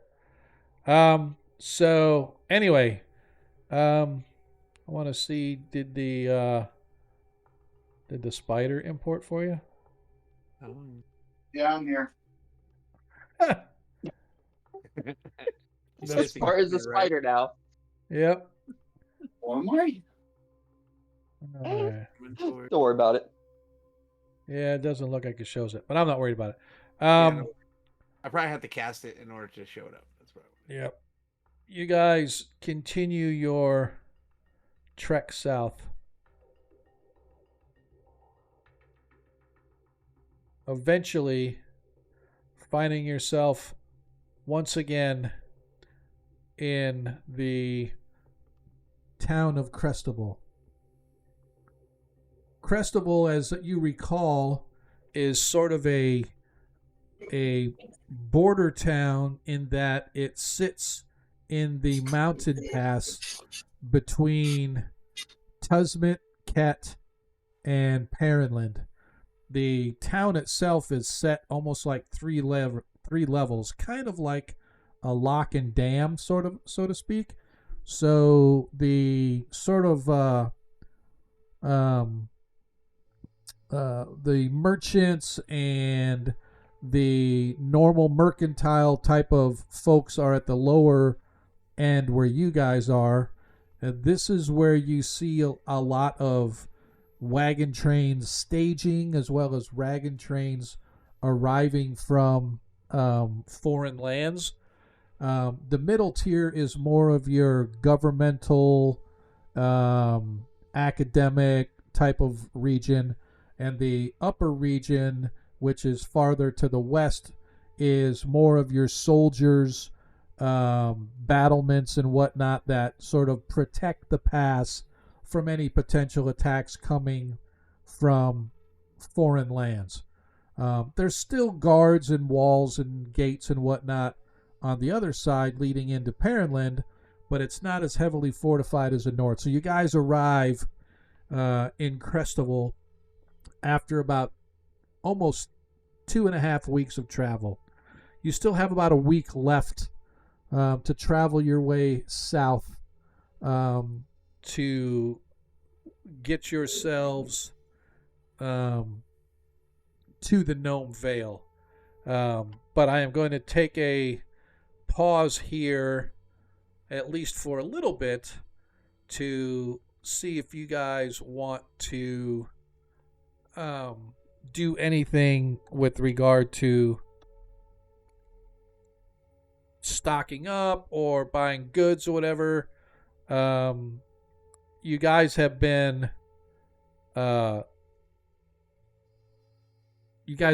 eating and using up your resources and whatnot. Oh, yeah, we should probably get food. How long's the trip again? You got probably another week or so. Week. Okay. Rations are good for a day. They're what, five gold a ration? Do we have a druid or good berries or something? Oh, no. Okay, they are. Each ration is half a gold. Good for a day. So let's go with 5 weeks of. Let's go with 3 weeks of rations. Is it their ability to hunt for food or pick for food or something?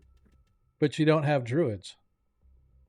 We would need an outlander or a hermit. One of those two is the one that does that. One of the backgrounds has a trait that pretty much nullifies any need for rations or magical food or whatever, because they know how to forage. Yeah, forage. That's the one. That's the other one. Yeah. Yeah, but you have to have that background to do it. It's either hermit or outlander, one of the two, and it's gonna be listed in your background trait. The ranger itself doesn't actually have that, but the ranger might have the good berry. Do we even have a ranger still? Is Hearn a ranger? Yeah, Hearn's a ranger, right? Hearn. He is. Where's? Yes, he is a ranger rogue. So he might have the good berry spell. He does, but he doesn't not. have a class trait. Okay, we have to get the rations then. All right. Yep, And he that's has. gonna be. Sorry, speak with animals, long strider, entangle, disguise self, cure light wounds, and he also can do druidcraft. Yep. Sell it. It's gonna That settles be it. 16 gold for 3 weeks worth of rations. We'll eat the ranger. Is.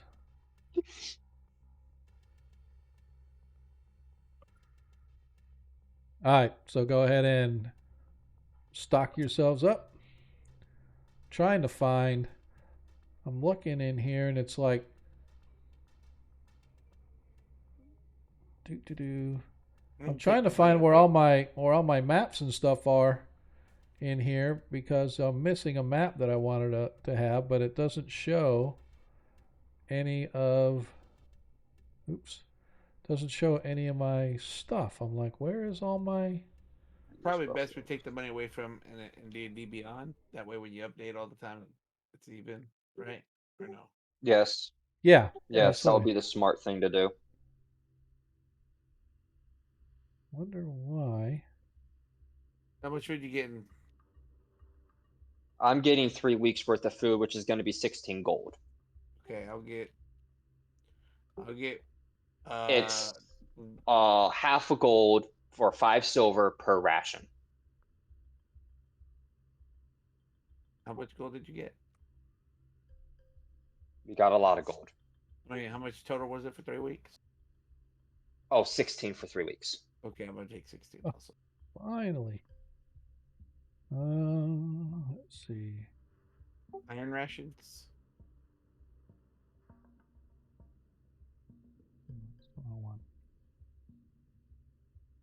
And I just added them to my horse.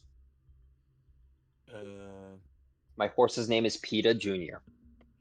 Yeah. Jesus. well, we could eat the horse. My last horse was eaten. You do not need to eat PETA Jr. Don't worry, PETA Jr. They're not going to eat you. Just the goblins will. Combat. If he But he's falls in hungry. combat, we'll do like the Native Americans. If he falls in combat, we'll just be resourceful. We're not eating PETA Jr. Not yet. It all tastes like chicken anyway. But listen, just because you're a dwarf does not need to say you're going to eat every single animal you come across. All right. I haven't eaten you yet. That is such a veiled insult. So,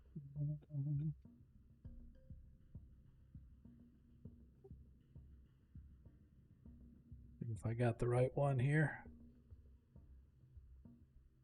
Sorry, it's updating a map for me here. I just want to make sure that I've got the right one. Hey. All right, so now I just need to drop the players on it. yeah, I can't find a ration on the D&D Beyond. But The what? ration. Oh, don't worry about it. Don't worry about it.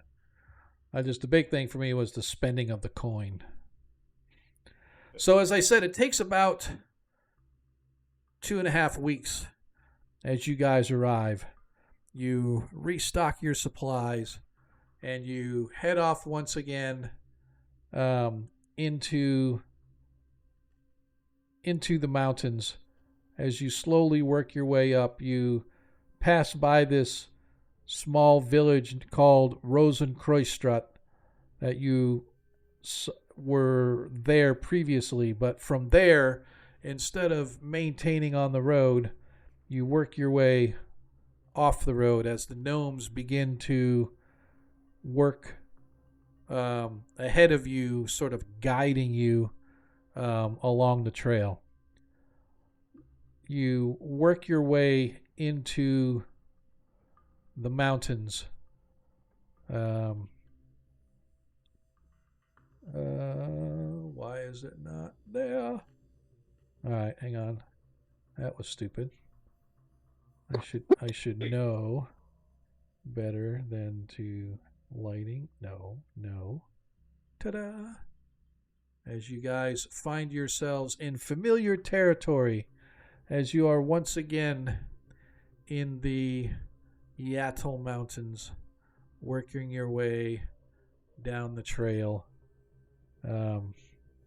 toward the Gnome Vale.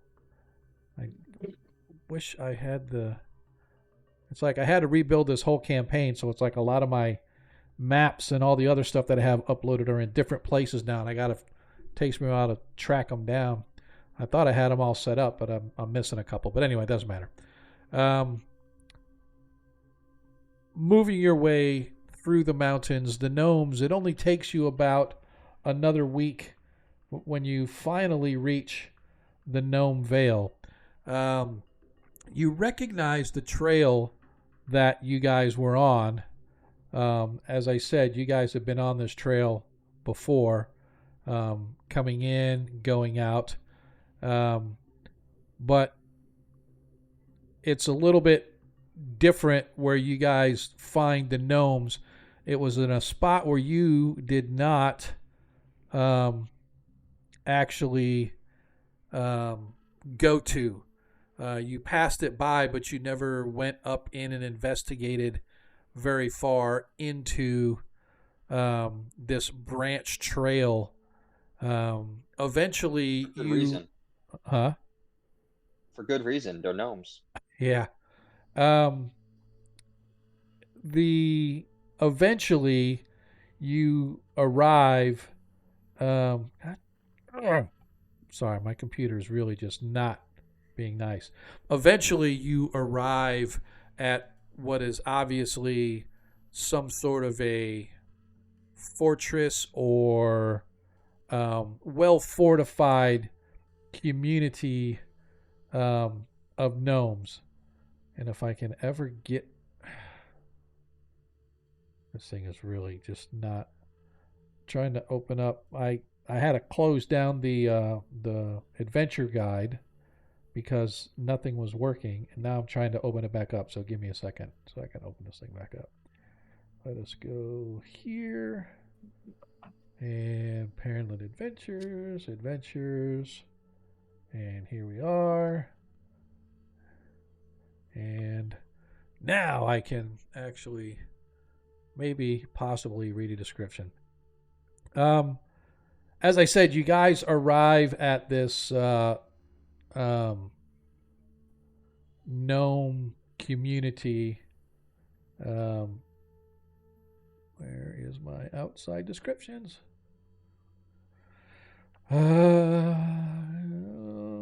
Valleys, ogres, trolls. Why is it not?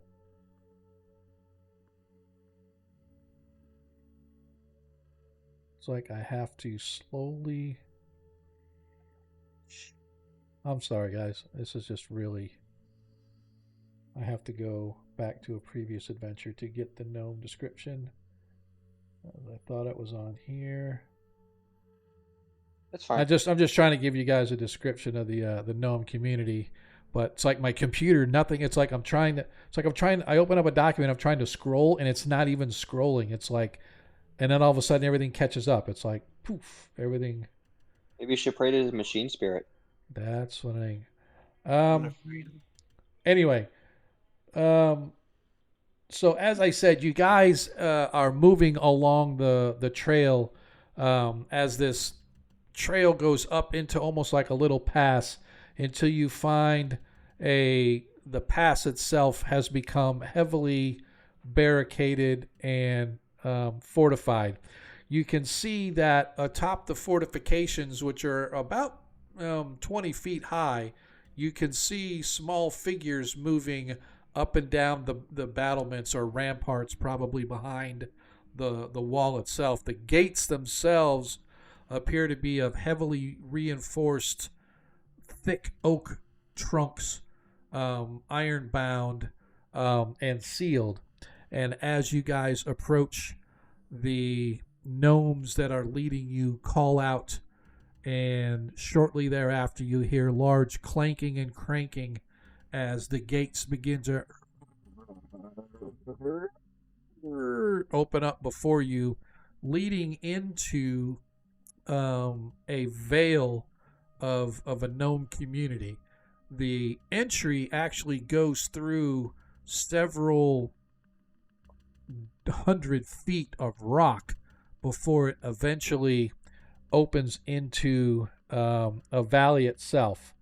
As you step in, you can see that along the northeastern edge of this wooded valley, as you pass through the rock, you can see that this is the like battlements.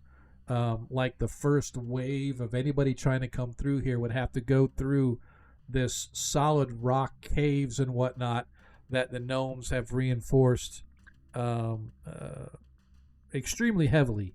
Those who know fighting and whatnot can tell that this has been a lot of care and planning has been given into the battlements and whatnot. And in fact, Ragnar, you sense a little bit of dwarven influence in how some of the battlements and protections are laid out within this cavern complex. But eventually, the gnomes lead you out. And as I said, as you open off into the valley, you can see it is a pretty sizable gnome community. Along the northeastern edge of the wooded valley, the gnomes have established individual dwellings in natural caves and burrows near the cliff face. You can see several ponds and springs in the vale, and the gnomes' sheep and goats dot the grassy overland. You guys are led eventually into a rather well appointed cave complex. And there, seated in all his regality, is the Laird of the Gnomes. Welcome, I am Laird Gwylar, and whom may I have the astute pleasure of greeting in our vale. Hello, I am Nailo Handar of Van Vorswad, and these are my companions. Your fellow gnomes in Exag came and found us and asked us to take care of a problematic fortress for you. Yes, this church. this one here, and he points to one of the gnomes that has been traveling with you, a gnome by the name of Hyjal Craghammer. He That sounds like a dwarven name. I know. Apparently, he is versed in the arcane arts, and he has been studying this place. As Laird Gwylar says, our mystic here, Hijal, has informed us that there is evil presence, not just in the form of the humanoids and other creatures which infest this region, but something dark and sinister brews beneath the surface in the underpinnings of this place. I, for one, have all the confidence in our ability to protect ourselves, but Hijal says that the portents are great, and some of our priests have concurred that there is some sort of disturbance or something twisting and turning beneath the exterior of this structure, and so we are happy that you have joined us here, that we might look and see what might be done to remove this evil presence. So, are you looking to bring the whole thing down, or simply purge the the potential current inhabitants? I don't know. At minimum, I, for one, am not a superstitious gnome. However, I do know that within the depths of this dungeon there are giants along with all of their minions, and so they pose immediate threat to the clan, and therefore would be most grateful if you could remove their presence from the region. If the giants are disposed of, perhaps their minions will seek places elsewhere. If not, then eradicate any of the evil denizens that might be living within the complex beneath the surface, and if possible, destroy the ability of any such other creature from once again inhabiting its interior. So, question for you, Sean. Uh-huh. Did we see where all the giants went when we looked in that book? Yes, the giants that were frost giants actually went north into Blackmore. Okay, so this has nothing to do with them. No, not to your knowledge. I'm not going to say it doesn't, but not to your knowledge. Do you know what type of giant? She's gonna ask the gnome. Has anyone been able to identify what type of giants they are? I do not know, but there is a twisted, horrid creature that appears to be their leader. Okay. Give me an insight check. Insight check. All right, that is not a problem. Skills. Insight. That is a problem. Yeah, not too bad. 13. You when he says a twisted horrid, when you think of twisted giant, you think more Fomorian or something similar. Or what? A Fomorian. Oh, Fomorian. Yeah. Okay. Yeah, you guys actually faced one or two of them when you were in Igwil's lair. So yeah. it was. And if I recall, the giants. Sorry. And giants were also a prominent member of Igwil's army, right? Oh, I'm sure all of the humanoids were. Okay. Yep. All right. She's kind of thinking for a moment. What was the other key features about the Fomorian that I remember? Like I could ask to confirm this. They give off a rather bad stench. They are exceedingly strong and tough-skinned. Okay. They don't have two heads, right? I'm thinking of something else when I'm thinking that. No, not that you are aware. Okay. Although, who knows? They may. I might be thinking of an Etten. Yeah. Okay. Well, that sounds like a problem. We will see what we can do. All right. She's going to look around to the others. I suppose we should probably get rest first and then head out. Okay. Is it somewhere we can see, or are we gonna need to get a guide to show us where it's at? Hajal is going to escort you guys to where it's at. Okay. All right, gotcha. Alrighty then. Yeah, it looks like we just rest, unless something someone wants to do here in town. Okay. All right. Anybody else? I don't think so. No. All right. I'm just playing with my my familiar spider. I was going to say this is the family channel. So I just want to make sure. It's a family channel. All right. Say, Monkey says he's playing with. I just stop right there. Stop right there. My little spider. Oh, I see what you're saying. Yeah, exactly. All right. I wonder. At least I didn't summon a chicken.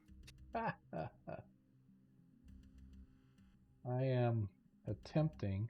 I thought I had some descriptions here that are a little better than, what the, see if it gives me anything here. Of course not. All right. So, nobody does anything, so you guys are just going to rest for the evening. The night passes, and you guys are up at early in the morning as you begin your trek through the hills. Hajal, the gnome wizard, joins you as he begins leading you guys through the twisting, turning trails, moving ever deeper into the Yatil Mountains. About a half a day it takes for you guys to get, kind of where you are headed.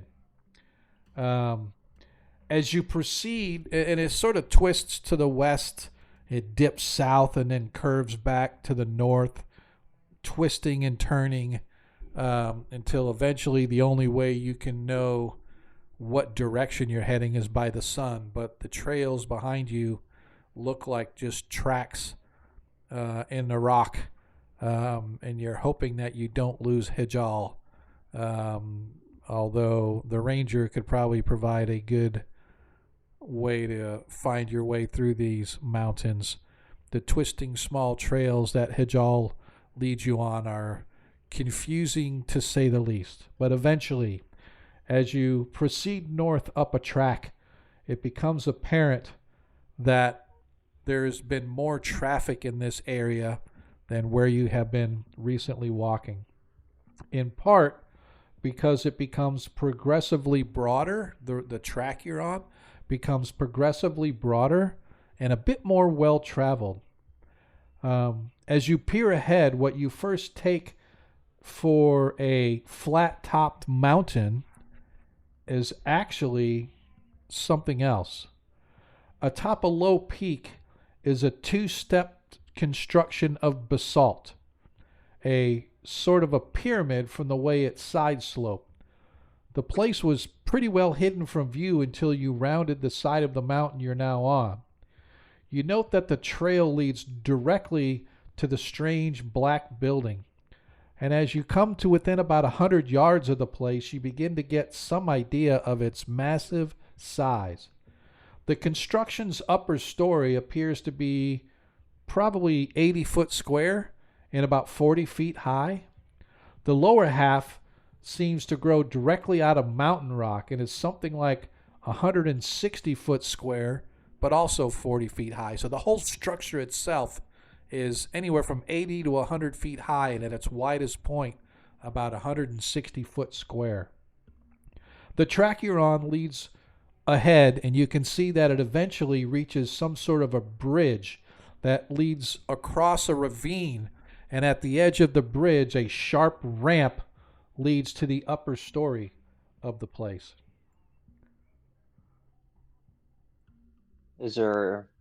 You said there were tracks on the ground, right? It's a well-traveled area. Yeah. Why is this just? Now, I hate. Yeah. Nobody I can would see it. like Nobody can see the map, right? Is that I want to take it. no, just not a- even the Yeah, I just. Twitch can see it. Yeah, I know. Not That's even Twitch because can see it. Okay. I know because my screen is black. That's why. That's all right. Okay. I'll get it. So I would like to roll to identify some of these tracks. Now, as someone who used to fight the orcs and the goblins and the other humanoids in the past, would I have a bonus to identifying if these tracks are like giants? No, because no, just because of the fact that this is a lot of stone, right? So you guys are traveling through the mountains, and although there is a well-traveled track, I will allow you to do a survival check to identify some of the creature footprints that you may see, but you don't have any kind of an advantage or anything like that. Okay. I got a 12. Okay. So you definitely see that they are primarily humanoid. From the size of them, maybe orcs or orc-like family. Some of them actually shaped like orcs, but they're a little wider and fatter, something you may not have seen before. But hobgoblins before, right? Yeah, that could be hobgoblin, but again, they're orcish family, humanoid family. So yeah, not 100% sure what they are. But as you guys are looking, I'm showing you an aerial view of the map. You can see that there is a steep drop immediately to your left. Down, you guys are at A, but down to the left where B is, it's a steep ravine, probably 100 foot straight down. To your right is a sheer cliff face that goes up to a promontory point that sort of overlooks the ravine dead ahead. Area D is a bridge that crosses the ravine in front of you. Area E is a sharp, steep up ramp that crosses over.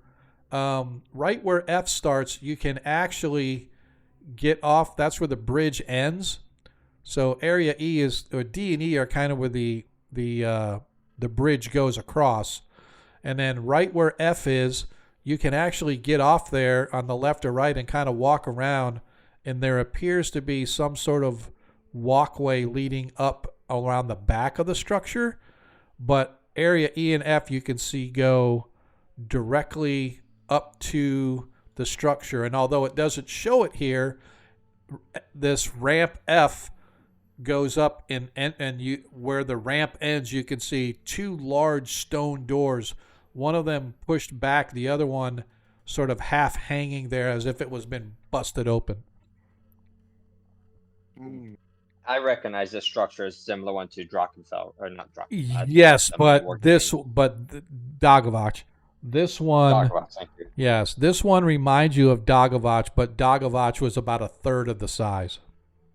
Yeah, so it's the same basic construction, but a lot bigger. Yes, much, much bigger. Yep, this is definitely the place. This is definitely one of them.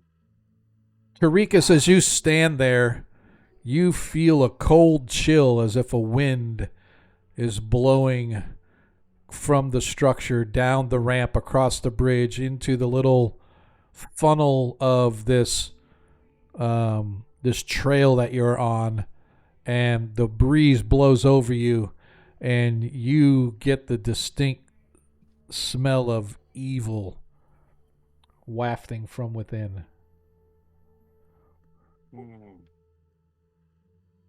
I let the guys know, and I tell them, I sense evil in this place. I mean, just Do the you not presence of feel it it? alone is evil. No, we're not as religiously we're not as sensitive to You have no evil moral or good compass. presences. That is okay. I'm a soldier. I don't have a moral compass. I am putting you guys on the an actual map with individual, but you can see that the walkway goes here. This bridge carries this ravine, crosses over this ravine until it gets to the structure over there. I don't see no map. I see it. I might just because I'm on Twitch. Yeah, it could be. I see everything in black and white. Yeah, it's weird that it's everything in black and white. I don't know why it did that, but I can see clearly now the room has gone. I'll look and see if I can change the I can't see anything else because I'm blind. Right, I'll cast a cantrip on myself, light spell. Oh, that worked. It's color for me. Yeah. Well, I just changed it so that you guys can see. But you can see that this right there is where the entry is. So you can walk to here and you can actually get off and walk around the back to the left or to the right. This is all flat with these promontories below it. It is a steep drop, probably 300 feet down to the base of the ravine. Was Tarikas with us for Dagavach? No. No. Okay. So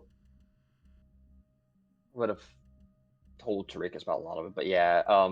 Do you have any questions, Monkey, about this place that Nilo could have filled you in with on the way here? No, but I am going to do a ritual. Okay, you're going to spend 10 minutes doing what? Would like to spend 10 minutes doing I know what he's casting. Wrong window. 10 minutes looking to do where did we see it? It was right You want there. your disc? Yeah.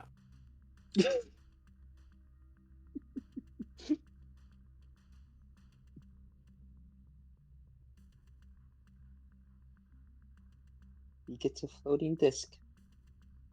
How long does that last? I think it's forever. Till I get 100 feet away. I don't think it's forever. Let me see. I'll look it up here. I gotta. Let's see. It's called. Sensors floating disk. Yeah, it doesn't have tensors though. Just look up floating disk. Oh, my bad. Wrong Yeah, spell. Well, I Wrong mean, game. It has right here. It says it lasts an hour. okay. The spell creates a circular horizontal plane, 3 foot in diameter, 1 inch thick. Floats 3 feet above the ground. About an occupied space. Holds up to 500 pounds. Yep. All right. So Tarikas casts floating disc, and suddenly there's this And rather I'm gonna stand on it. okay. And now It's let official. Magneto. Tariq is now a Dusty Boy. I go, this is just in case, my friends, that I have to get away to heal you. So you know it doesn't move until you move, right? It moves 20 feet. Huh? It moves 20 feet. If he's writing it, he can give it commands, if I recall correctly. So is this a concentration spell? It's a ritual, no concentration. Well, I mean, ritual just means that you don't cast it as an action. You spend 10 minutes casting it. Yeah, But but it doesn't say it's a concentration. It doesn't say that. okay. It says the disc is immobilized while you are 20 feet of it. If you move more than 20 feet away from the disc follows you. Oh, okay. So it just floats. Yeah, you can't ride it. I mean, it only moves when you move. So I don't know if you want to cast that or not. It's okay. It's on it. I'm gonna put my spider on it. All right. All So right. you can fly at least 20 feet away from me. All right. It's roughly 3 in the afternoon as you guys are looking, as the sun has got about another 2 to 2.5 hours available before darkness settles on the land. What do we want to do? Well, we're here. I just don't know. What do you suggest? What do you suggest? This place is, yeah, it's being occupied right now, so we probably want to get some reconnaissance in there. Raudo can probably carry your spider in a little ways, so it doesn't have to crawl across the ground the entire ways. Maybe it can look inside the building while Raudo looks around the outside. Yes, that sounds like a plan. What are we doing now? Raudo is going to take the spider, and he is going to fly the spider close to the building, or up to the building. He's going to drop it on the building. Okay. And we got to get closer because it says here each square is 10 feet. So. Well, the one you're on now is okay. The familiars can keep going. There's just a certain range where you can give direct commands and see through the eyes. I can't go farther than 100 feet with my familiar. Yes, you can. It's only 100 foot? No, the familiar can go more than 100 feet, but you can only communicate with it when it's within 100 feet. Once it's more than 100 feet away, you lose communication ability with it. Yeah. So it can go around and then come back to us. And tell us what it sees. Yeah. Okay. I have to be within 100 feet of the disc or it disappears. Yes. You're correct. So we're going to go ahead and drop our familiars off. Raldo Raldo's going to drop it off near the door, probably on the building itself, where it can move. And then we'll then do a circuit around the structure to check for anyone who's just patrolling, look for any weaknesses in the walls and stuff, and then fly back to me. All right. And so my predator will crawl around the opposite direction, the same thing, and then crawl back to me. Or Not going inside, and then fly back. Is the spider going to go inside at all? Do we want it to go inside? Raldo can't fly in, but the spider can crawl in. Okay, the spider will crawl in and take a look. It's got dark vision, so for 30 feet, so it'll look in, and I'll say, look in, and look. If it looks not dangerous, walk in another 30 feet, and then walk back out. Right? All right. So as you can see, this is what Raldo sees when Raldo flies around. You see that this structure that you're looking, the black structure, is the top, right? It is flat. Around the back, you can see that there is a set of stairs that run up around the back side, giving access to the roof of this place. On top of the roof, you can see that there is what looks to be the remains of a rather large altar. It's just a flat piece of black basalt stone that has sort of a body-shaped groove carved into it, so that if you were to lay on top of the altar, you would be laying inside this sort of like a carving of a body that fits you to lay in. Sacrificial altar. Okay. If that makes sense. And it has little troughs coming off of the sides and the head and the foot area. So there's like 3 along each side, and then 2 troughs around the head. But they don't go anywhere. It's as if whatever came out would just spill onto the ground. So yes, to you it looks like a sacrificial altar of some kind. No other entrances can be seen around this structure except for where Tarikas' spider is. Tarikas, your spider crawls in. Never comes out. Yeah. He crawls in, and this is what he sees. I'm just going to give you sort of a quick kind of a view. Or you just describe it, and that way it's like more realistic. So that's fair. The spider crawls in. The ramp goes up to a set of huge stone doors, one of which is just cracked open. The other one looks like it's been partially sundered off of its hinges. The stone itself is as deep black basalt as the rest of the structure, but you can see that there are a couple of strange symbols carved, one into each door, and each one is probably about the size of a man's head. A large man's fat head. One of the symbols is sort of these wavy lines, and another one looks to be a spiral, like a hypnotic circle. They're carved. You now know that as a symbol of the chained one. Yes. So you see those are carved into the door. The ramp stops at the door, but it leads into some sort of an upper level foyer right here at the front of the temple entrance is a large open area with a flight of stairs leading out the back of the room.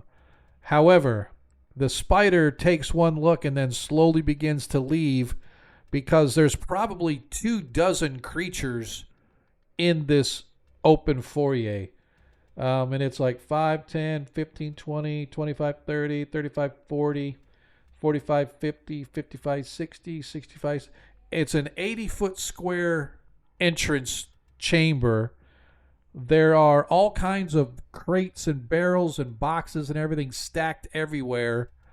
And as I said, there's probably a good 24 creatures that are inhabiting this upper chamber. And at the back, you can see that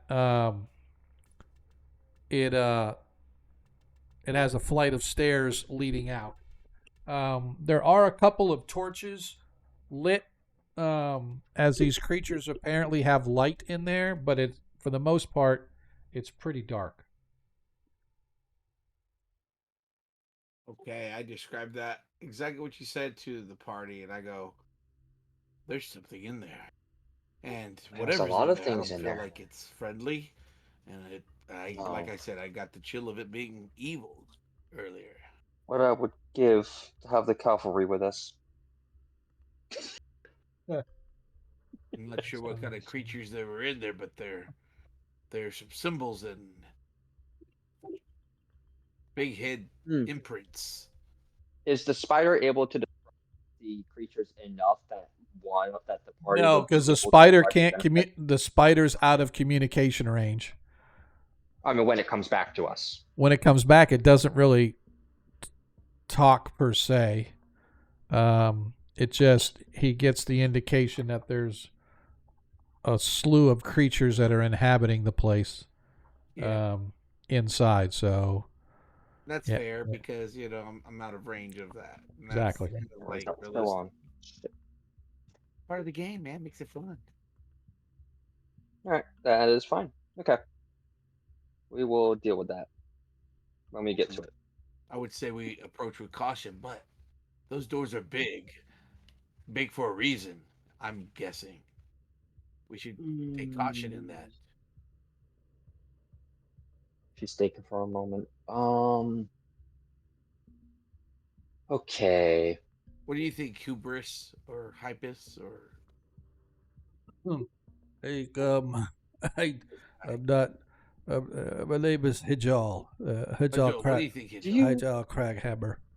Yes. I think that I should move to the back and let someone who's a little more sturdy and more combat savvy move up to the front. I don't know what your skills and abilities are. However, I do have a couple of things that potentially could aid us in mass removal of enemies that are in our way. So wonderful. That's what I love to hear. She says to the gnome. I tell them, stick next with me. are you in the front? Here, get on No. this. You'll be safe. Vagnar and I are in the front. She says, gesturing to herself and York. I invite him to get on the disc. No, my bad, not orc. Wow, I called the dwarf an orc. I'm gonna get slapped. All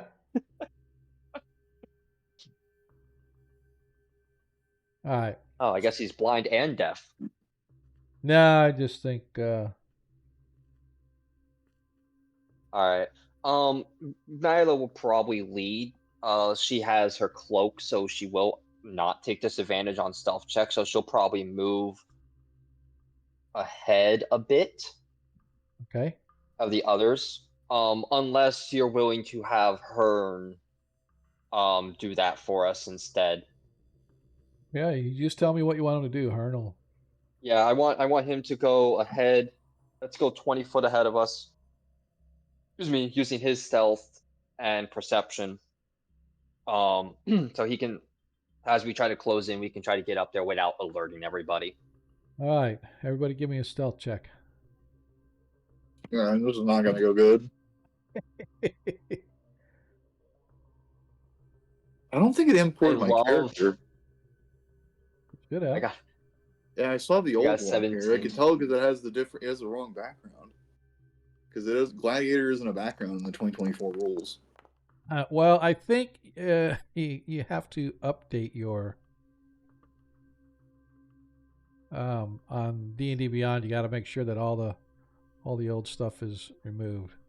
Oh, I made a full new character sheet. That's what I mean. That's why I put another link for a character in the chat. I just made a new character sheet. Oh, that's why. That's why. Yeah. Because I never changed that. Yeah, just switch it over to linked there. To the old one. Hang on just a second. So does the spider give me any special things? No. No, it doesn't. Okay, well, Not like those versions. Stealth. Ragnar, was that the 6194195 or whatever it was? Yeah, it should be the one that I posted a little bit earlier before game. All right, let me double Early check today. that. All right, let me double check that really quick. All right. All right, all right, all right, all right. Oh, so that one's not part of the. That's Should be not in the campaign. Yeah, it doesn't. I don't have them in there. Let me see. Let me go back. If not, Spartan, you can go and beyond and just simply add the character to the campaign. Oh, that's why. Because he's unassigned character. So what I need to do is I'm going to remove the old Ragnar. And I am going to. Yeah, so it says that it's not claimed. That's why. Let me claim it real quick. Okay. Quick, Tarikas, claim it. Don't you dare. Don't you dare. He's not a dwarven cleric. He will be. There we go. The belt of dwarvenism. All right. Yeah, you just don't have a photo. I need to get one. Okay. I don't think it shouldn't affect the roll 20, or it shouldn't affect It the won't. foundry because I use a different profile picture anyway there. Yep. All right, so let me. Sorry again for the other delay. Here we go. You are good. Want to make sure. Yep, I did not import the image. All right. Gotta live up to our nickname, Shizer Cinema. Yeah, that's exactly right. Character must be public in order to access. God damn it. God damn it. Let me public him. I got it. Okay. I got it, man. Get rid of Homebrew. Get rid of 2014. Get rid of Legacy. No partner content. Enable dice rolling. Optional. Milestone. Fixed feats. All the other good stuff. Encumbrance, yes. Public.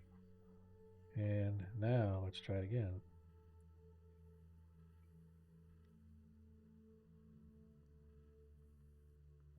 Oh, I see how it works now. Okay. Start import.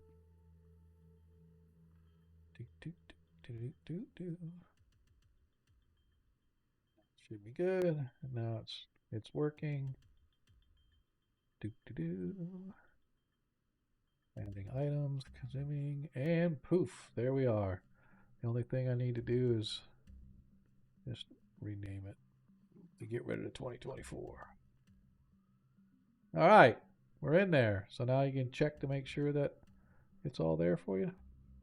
Okay.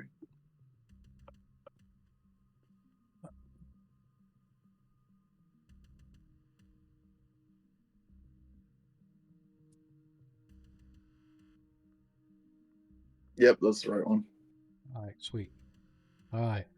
So, anyway, I need everybody to please give to me the stealth check. I rolled a 17. I love not having disadvantage on my rolls anymore. I rolled a crit. And I know. I saw that was awesome. That was awesome. Man, not having to roll twice and take the lows really does heavily impact how good your stealth is. Yep. All right. Sorry, what did you roll, Nilo? 17. 17? All right. I'm going to do Hyjal. Yeah, I shouldn't have to worry about that for too terribly long. I got the quote to go treat my truck, so I should be able to bring it in next week. I already did Corvin. So I think that everybody, Corvin, Tarikas, Ragnar, Hyjal. All right. And you got a 17, you said? Yes, sir. All right. As you guys begin to move your way up the trail, Corvin quickly crosses the bridge. Hyjal follows him, staying about 20 feet across. He eventually... stay on the bridge, Tarikas. Are we all going? Yep. Corvin gets across and he stops. There's a low railing here where he's at that you have to sort of climb over to get onto the floor of the or the roof, if you want to call it that, floor of the top level here, or the ceiling of the bottom level, whatever way you want to look at it. But you can see that the base here is 160 foot square, and the structure on top of it is about 80 foot square. The ramp continues up into this area up here where the doors are. As Hijal comes up and joins Corvin. Corvin sort of looks around and then waves everybody else across. And away we go. Barely.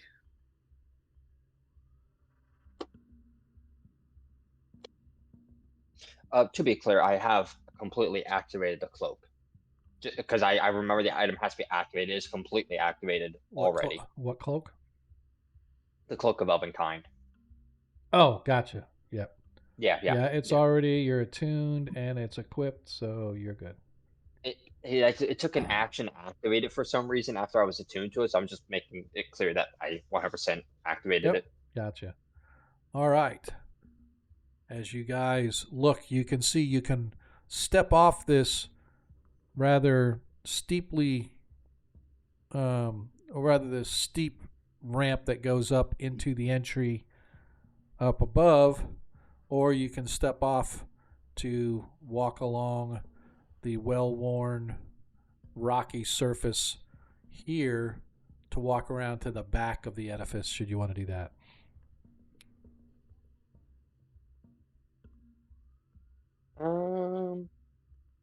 We don't really need to go around back. There was no entrance back there. Rollo didn't see anything back there. There's no reason to go back there. Let's just get ready to bum rush the idiots inside and blast them all to pieces. Well, let's not make. We don't know if they're evil. Doesn't this place just smell of evil? Yes, but that's just. Well, I sense Okay. it. It might be just slaves who are just like us. You're right. So Hearn can go peek inside real quick. You can double check to see what they are, confirm what they are, and come back to us. All right. So what are we doing? Sorry, I was reading something. Hearn can move ahead and peek inside to confirm what the enemies are, what the entities are inside. We can determine whether or not they are a threat or not. My spider will look inside at the doorway. Okay. So I can actually see what's going on. That's a 1. That is. Wonder what he's getting the +4 and the +6 from. He's flying in. Trying to think what he is going to. He is a spider. He might literally just have animal bonuses. Well, no, he gets no. The Corvin, the Ranger, he rolled in that one, but he's got a +10. So he specializes in stealth and stuff. So he gets a +10. So anyway, he's going to. Ha! 2 nat ones in a row. I love it. Man, you're gonna die. All right, give me a perception check, please, Tarikas. This is for your spider. Oh, okay. I think my spider. Well, can I try something real quick? What's that? Can I just cast this thing? Sure. So I can see if the spider shows up. Yep. That way I don't have to. Absolutely. Okay, go to spells. There it is. Rituals. Divine Familiar. I'll be right back. Yeah, it doesn't have any kind of a cast or anything to it. Okay. Alright, well, I get nothing. Alright, I'll just roll for the spider then. Yeah. Sorry. What I am going to do is I need to return the tokens for Raldo, and I'll create a spider token for you. Plus, it has a plus, either it had a +4 or +6 or something. Who's that? Oh, the spider does? Spider, yeah. Wait, no, that was in stealth. That was stealth. Never mind. Yeah. Perception. I don't think. Let me look.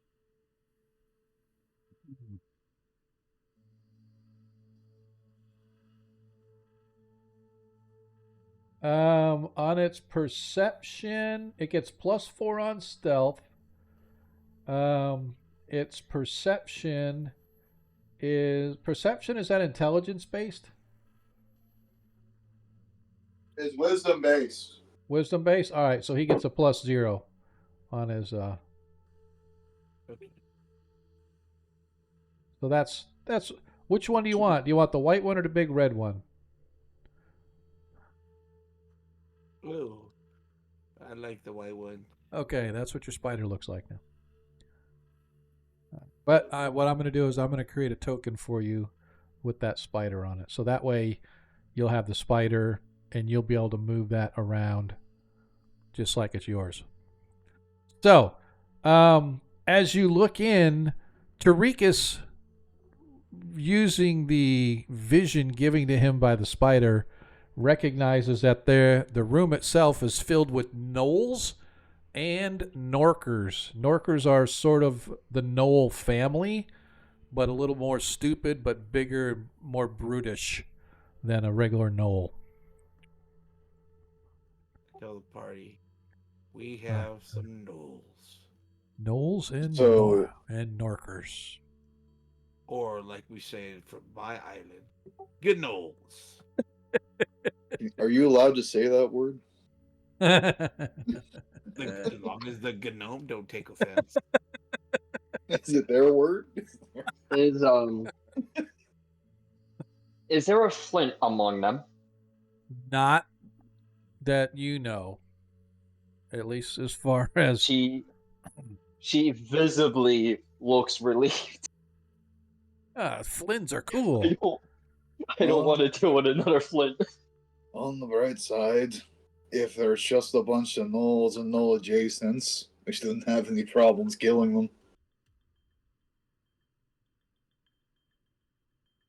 Shouldn't have. Not in the sense of combat, in the sense of morally, we're fine. Yeah. Remember, they're fucking gnolls. This is 5e. They could all be wizards. That'd make it easier. I just got Mage Slayer. That would make it easy. All right. What are we doing? All right. How many of them are there? Maybe I should try to speak with them. Hang on. Have you ever talked to gnolls before? My uncle has taught me. He was in an adventure with gnolls. They have less sense than orcs. I'll tell you that. And I know a little bit of their tongue. Listen, if there are gnolls inside this structure, the So gnolls are hostile. Hey, give me an insight check, please, Tarikas. Insight. Movie Inside Out. Let's see. Oh, and I'm bonused on it.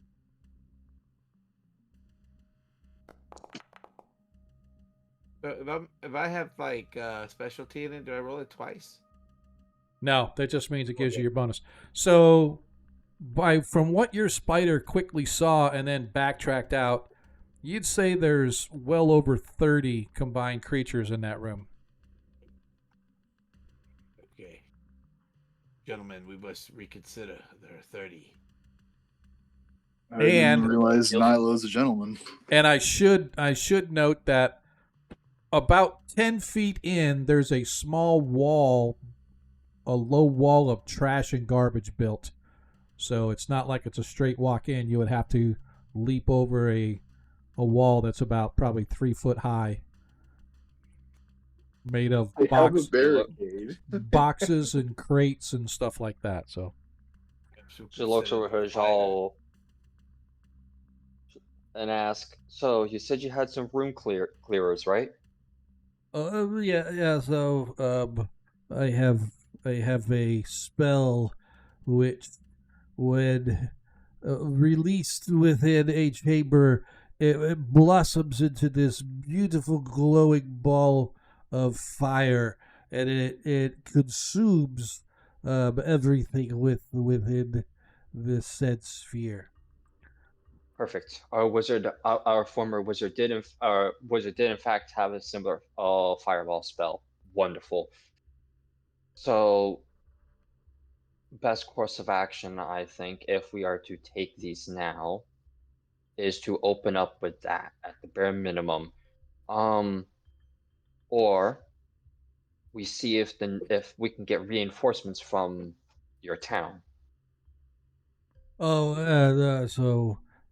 I suppose maybe we could, but I think they are of the opinion that these creatures here are not doing anything with which to affect our veil, and so they don't wish to expend the energy or the blood necessary to eradicate these creatures. Hence why they agreed that we should hire uh, persons such as yourselves. I personally requested to join just because the portents that I am seeing are such that I believe that there is more to this place than just some random Knoll clan taking over and trying to live out their lives in this place. There's something here that Oh, there is is. most concerning. There Well, most certainly is. There's been a rise of individuals trying to resurrect some of these forgotten or trapped gods. A number of them. Well, the gods are not to be trifled with, my friend. Gods are not what? Are not to be trifled with. No, no, they are not. Okay, so if we are doing this now, then Ragnar, are we jumping this? mm, Or are we going to it'd try to probably let be them climb easier if over we it to could get to identify. us? I mean, I could probably kick it down. Is there a stack of boxes that Ragnar could just, if he's strong enough, just kick through to make a gut, like make a Yeah, hole? yeah. It's not like it is a barricade, right? Yeah. But yeah, I would think that given a sufficient strength check, that Ragnar would be able to burst through it and provide a means to get in. So the two of us together will probably do it at the same time then, just to make sure it works. So if that's Just the case, shoulder check then it. yeah, two of us walk Well, up. Nilo couldn't shoulder check it. Ragnar could because it is rather high. He just have to stoop down a little bit to shoulder chuck it. Nilo, however, it's only up to about a little over her knees. Oh, okay, okay. So it Well, would out take of a the way. lot. It would take a lot for you to go down and shoulder chuck it. You could kick through it. Okay. So that's the case, then I guess we'll open up with Hajal's fireball into the front row Okay. ish. Yep, that's going to be the best course of action. Now, Sean, I don't know if there are any in there, but I do want to remind you now that Nilo now has the Mage Slayer feat. Which, if there are any mages, this means she gets certain benefits against those individuals. Benefits to hit them or benefits against her saving throws. Okay. You just I have to don't remind me when remember that exactly happens. what is off top. Yep, Yep, you'll I don't have to remember exactly remind what is off top of my head.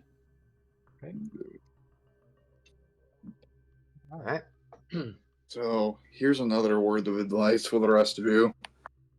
The Knolls typically have a tribal chief of some kind, usually a female. If you see her, kill her first. The rest of them will probably start going wild Crumble. after.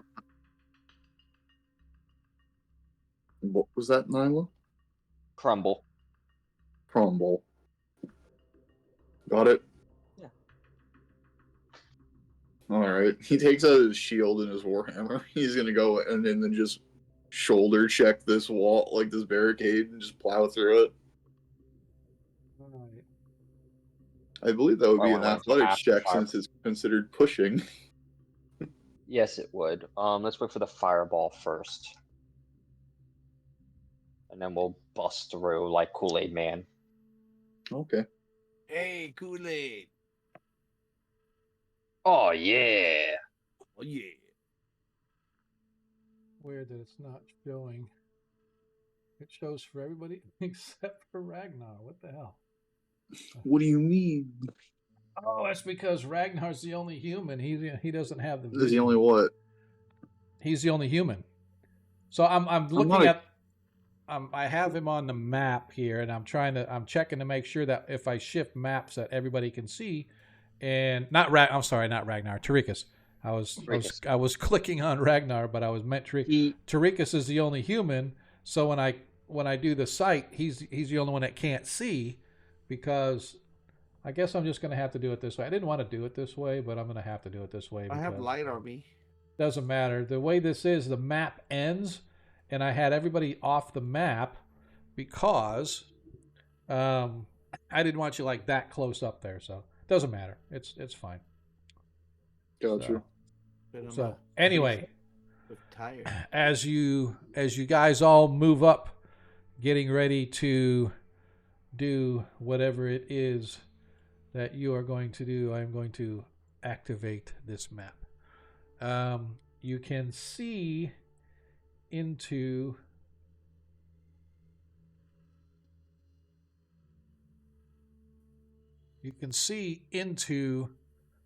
this area, and you can see there are these crates and boxes and stuff. There's a whole line of gnolls lined up right here that you can see when you first come in. And Hajal is getting ready to cast his fireball. As you guys move up, you watch as he brings out this little thing of sulfur, and he begins rubbing his fingers with the sulfur, and you watch as this sulfur and brimstone begins to heat up and send little sparks in his fingers, and suddenly it blossoms into this little ball of flame in his hand, and he throws it into the room. It streaks across, gaining momentum and blossoming as it enters into the upper level of this edifice of basalt. And that is where we are going to end tonight's game. I know it's a little bit early. However, this is going to be a long ass combat. Probably a lengthy combat, therefore. And I want everybody here to be able to do it. Now, I know it's our off week, but I would like to play next week if we could. If you guys can make it, we're going to play next Friday. If we can't, then we won't. But I want everybody here to, at least for this first combat, and also with Hijal being his first spell and first part of the game, I don't want to roll the dice for his character or for his player. So I would rather Josh be here. Hijal was... okay. Yes, I didn't realize that. My bad. Yep.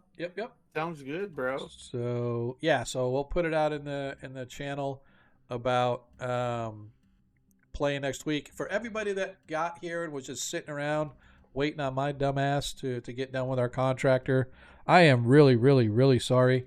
I really appreciate you guys hanging out. I know it wasn't much to tonight's game. But I wasn't expecting all the players to be missing, or two anyway, to be missing. Second of all, I was not expecting the contractor, and it was technically when a contractor, he was like the sales rep, but still the contractor in the house getting us set up for getting our stuff done at the front of the house. So, like I said, my intent is to play next week. Hopefully everybody will be able to make it. Even if we're missing two players, I still plan to play because I want to play catch up because we've been pretty spotty with the game. So if we can play next Friday, we will. If not, we'll definitely play on schedule the week after. But yeah, hopefully you guys will join us back as our party is delving into this Temple of Therisdun and all of the creatures and whatnot that have inhabited this place, whatever it may be, and for whatever reason. But what else will they find here? I don't know. You're going to have to come back and find out. Until then, let's see if we can't find. Oh man, I can't stop coughing now. It's like I had the flu not too long ago. I'm like, I had COVID. I coughed. I was done. It's over. I had this flu, and I was coughing up a storm, and then it went away. And then I was fine, and all of a sudden, the past week, man, I don't know if it's an allergy thing that's kind of kicking my butt, but man, this cough just not want to stop. It's like, and it's usually okay until I start talking, which is obviously sort of how it usually works. But anyway, let's see if we can find somebody to raid. I don't even know who's like on tonight. Let's take a look and see. Where do I don't want to do that. You want to hear something funny because of the new 2024 rules? Sure. Your dwarf is now the most mobile person in the party. Are you serious? Yes, a bunch of my new abilities as a fighter give me mobility things for like if this happens, I get to move half my movement speed. If this happens, I get to use half my movement speed. That's pretty awesome. And I get awesome. I have it switched up to 30 now over 25 like normal dwarves. Nice. So it's like I'm just fast. Nice. So anyway, which means that's right. You're not I probably don't get those because I'm an Eldritch Knight. So if you guys different stuff. Yeah, if you guys come check us out on Monday as well, our first edition game is going. As our God, what are we even doing in that first edition? Oh yeah, our party is still involved with our druid on his task as they are trying to stop a dragon cult from waking up an ancient red dragon. So they're down inside the bowels of the Underdark, playing around some lava pits. They were extremely happy last session to have encountered a rust monster, and our druid struck the rust monster with his magical rod, and the magical rod failed its saving throw. Ergo, the magical rod is now dust. So the druid wasn't happy about that. Oops. But they are close to completing that adventure. And then we'll be ready to kick them off into the next one. So, with that, we're going to bounce over to Solid 10 D&D. If you guys haven't followed them, I encourage you to do so. They got some good stuff going on over there, but try to keep folks like us that, they have 8, 9, 10 folks watching or whatever the case may be, and so we're going to bounce over to them and try to double their numbers, and so hopefully you guys will hang out with us. Like I said, we're here Monday, 7:30, same time. We're going to plan on gaming next Friday, but we'll see how that goes. But at a minimum, we're going to be back on track with our regular game. So hopefully we'll be able to catch up and do back-to-back-to-back, but if not, we'll see. In the meantime, just remember, in a world you can be anything that you want to be, remember to be kind. That's all we ask. See you next time, guys. Appreciate you hanging out with us. Have fun. I want to be kind. So require assistant